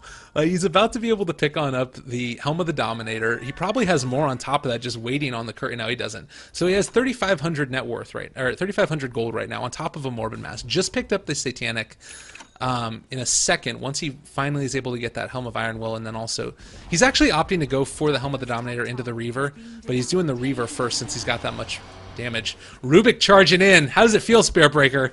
How does it feel? Lift on up yet again, and he is just going to get torn apart. Oh, wicked 6 streak on the Shadow Fiend. Tier 1's down. More to follow. What else do we got over here? AA is about to pick on up his Aghanim Scepter as well. The biggest problem right now that the Radiant have is they need more courier space. Courier has arrived. Alright, Fanboy pushing on in, taking down the Tier 2 tower here yet again. Don't have creeps quite yet, but soon to be a bit of a problem. We do see the split push coming out. Tier 1 for a Tier 2. Not sure if it's completely and totally worth it, but maybe it helps them build into their next set of items. Do we have anything up on them to potentially make this work? Alright, we have on the TA Desolator now as well. She's got Desolator as well as a Blink. Meanwhile, we've got Helm of the Dominator as well as Sanj up on the Gyrocopter. Fluff and Stuff coming back into town. He's got the Aghanim Scepter as well as components to Ewel's, but shouldn't have that for the next fight. He will at least have the Ags. But again, you look at this lineup right now. Rubik has his Blink, Soul Ring, everything that he could possibly want. Viper has a Plate Mail. Shadow Fiend as well has 2,000 HP. Slardar is going to be building into a medallion, maybe? He could be building into an AC, honestly. Whatever the heck he wants. What do we have on the courier coming on out? This is going to be a Chainmail, Assault Cuirass, Helm of Iron Will. Yeah, so he's going to have this just in a second here. 18k net worth. Let me make sure that everything is looking all fine and dandy here so that we're not losing anything. Occasionally there are problems. Sorry again for the interruption, but I want to make sure that everything is fine. It's looking fine.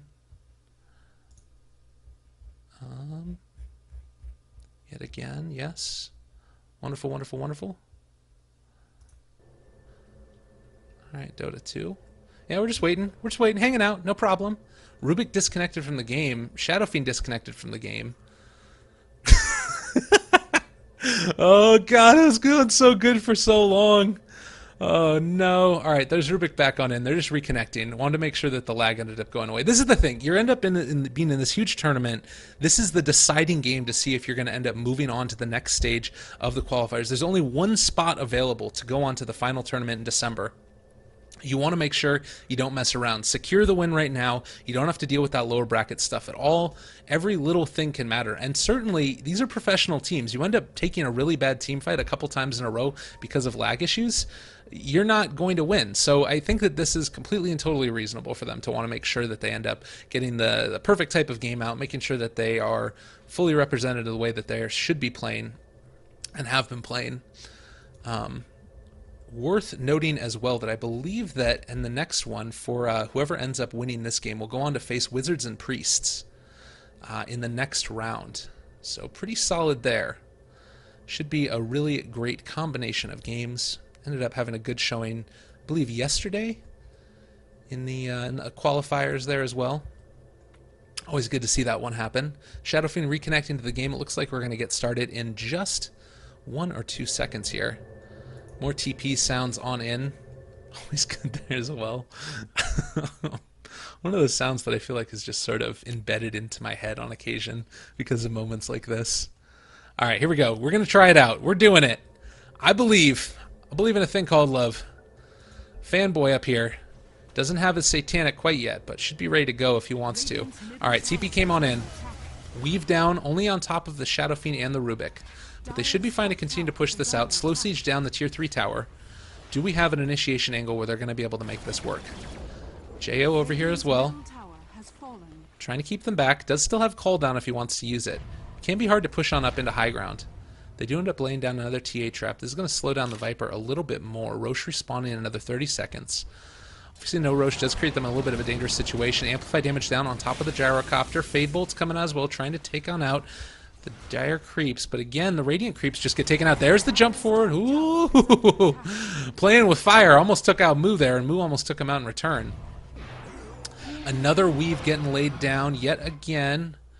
That's going to be a steal of the TA trap now, so should be able to have vision sort of consistently.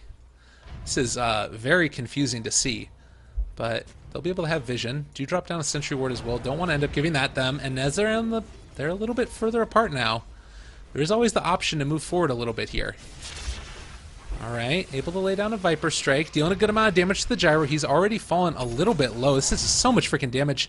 Canceling that ulti. This is going to be a Satanic. They're happy to move forward again, continuing to cancel the ulti. Just scaring the bejesus out of that Shadow Fiend. And he's ready to keep on moving up and continue the slow siege. No glimpse, jump forward. There's going to be another strike. Nice man to dodge, keeping alive a little bit longer. Call down, going to be on top of 2. Not really afraid to make that happen. That's going to be, oh, Spear Breaker in a little bit of a dangerous spot. Nice ulti on top of Fanboy. He ends up falling down.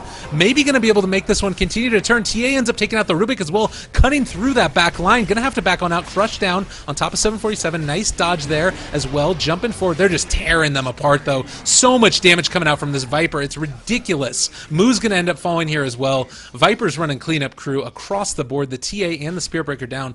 Only really heavy hitter left for Archon. It's going to be that Lena Ags, which is not going to be up for another 30 seconds, as well as the Gyrocopter, but it looks like the Radiant are going to be content. So for the time being, at least, Archon hold, giving themselves a 2,400 gold swing into their favor, but they do end up losing the TA and the Spear Breaker.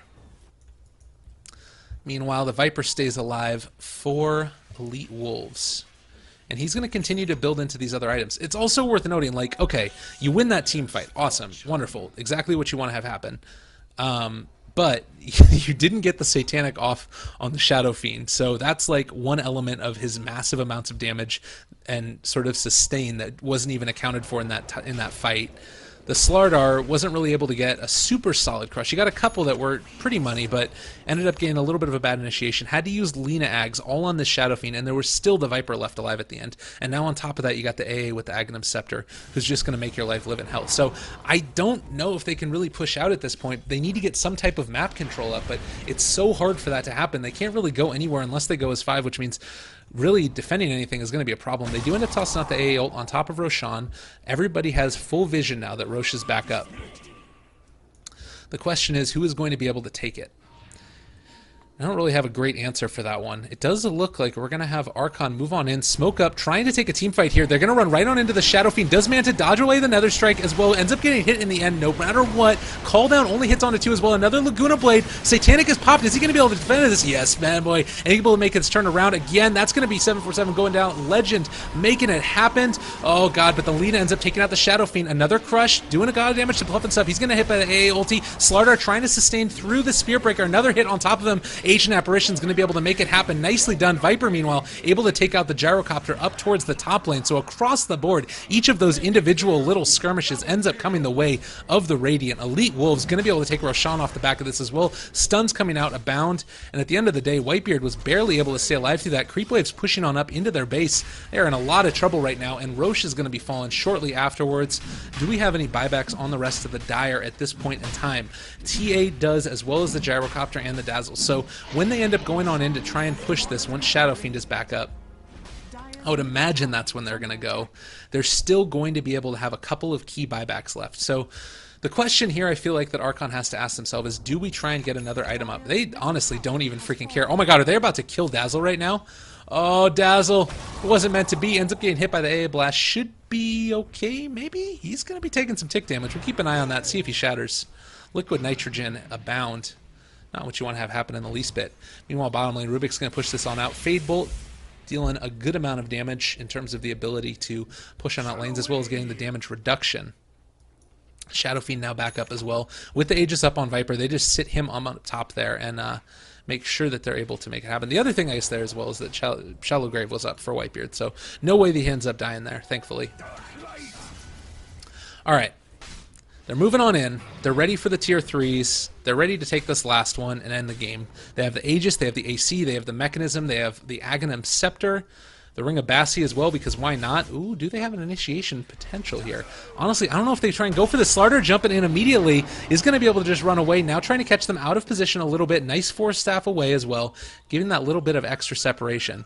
So just harassing, little guerrilla tactics coming on out from occasion from Elite Wolves, now ready to push on up towards high ground. Do they catch them as they're going back onto their base? They might be able to potentially. Viper Strike in, nice dodge there with the meld, being able to create a little bit of more separation. Weave now stolen by the Rubik as well. That's pretty huge. If they toss that down on top of their own team, they're going to be in a really, really good spot, and I'm assuming that's what they're about to do in just a second here. Does end up getting laid out on everybody except for the Ancient Apparition. Tier 3 gone. TA ends up taking a Viper Strike to the face. This is going to be a Slardar getting the amplified damage on top of Jo right from the start. Everybody is just taking a heck of a lot of damage. Call down is good, but is it good enough? That's the real question. I don't think so. Jo falling fast. Nice Grave, keeping him alive a little bit longer. Another Viper Strike out as well. Able to connect onto the Ancient Apparition. There's a Requiem of Souls coming out. Buyback by the Gyrocopter after he goes down to that one. AA Blast still in effect on some of these heroes here as well. This is going to be the Spear Breaker continuing to chase after the Slardar. AA able to take out the TA in the end. She does have buyback. No, she doesn't. Ended up buying an item. Oh no, unfortunate. This is going to end up being the other set of barracks. Mega Creek's coming out. Laguna Blade down on top of the Ancient Apparition. Still not able to get the kill.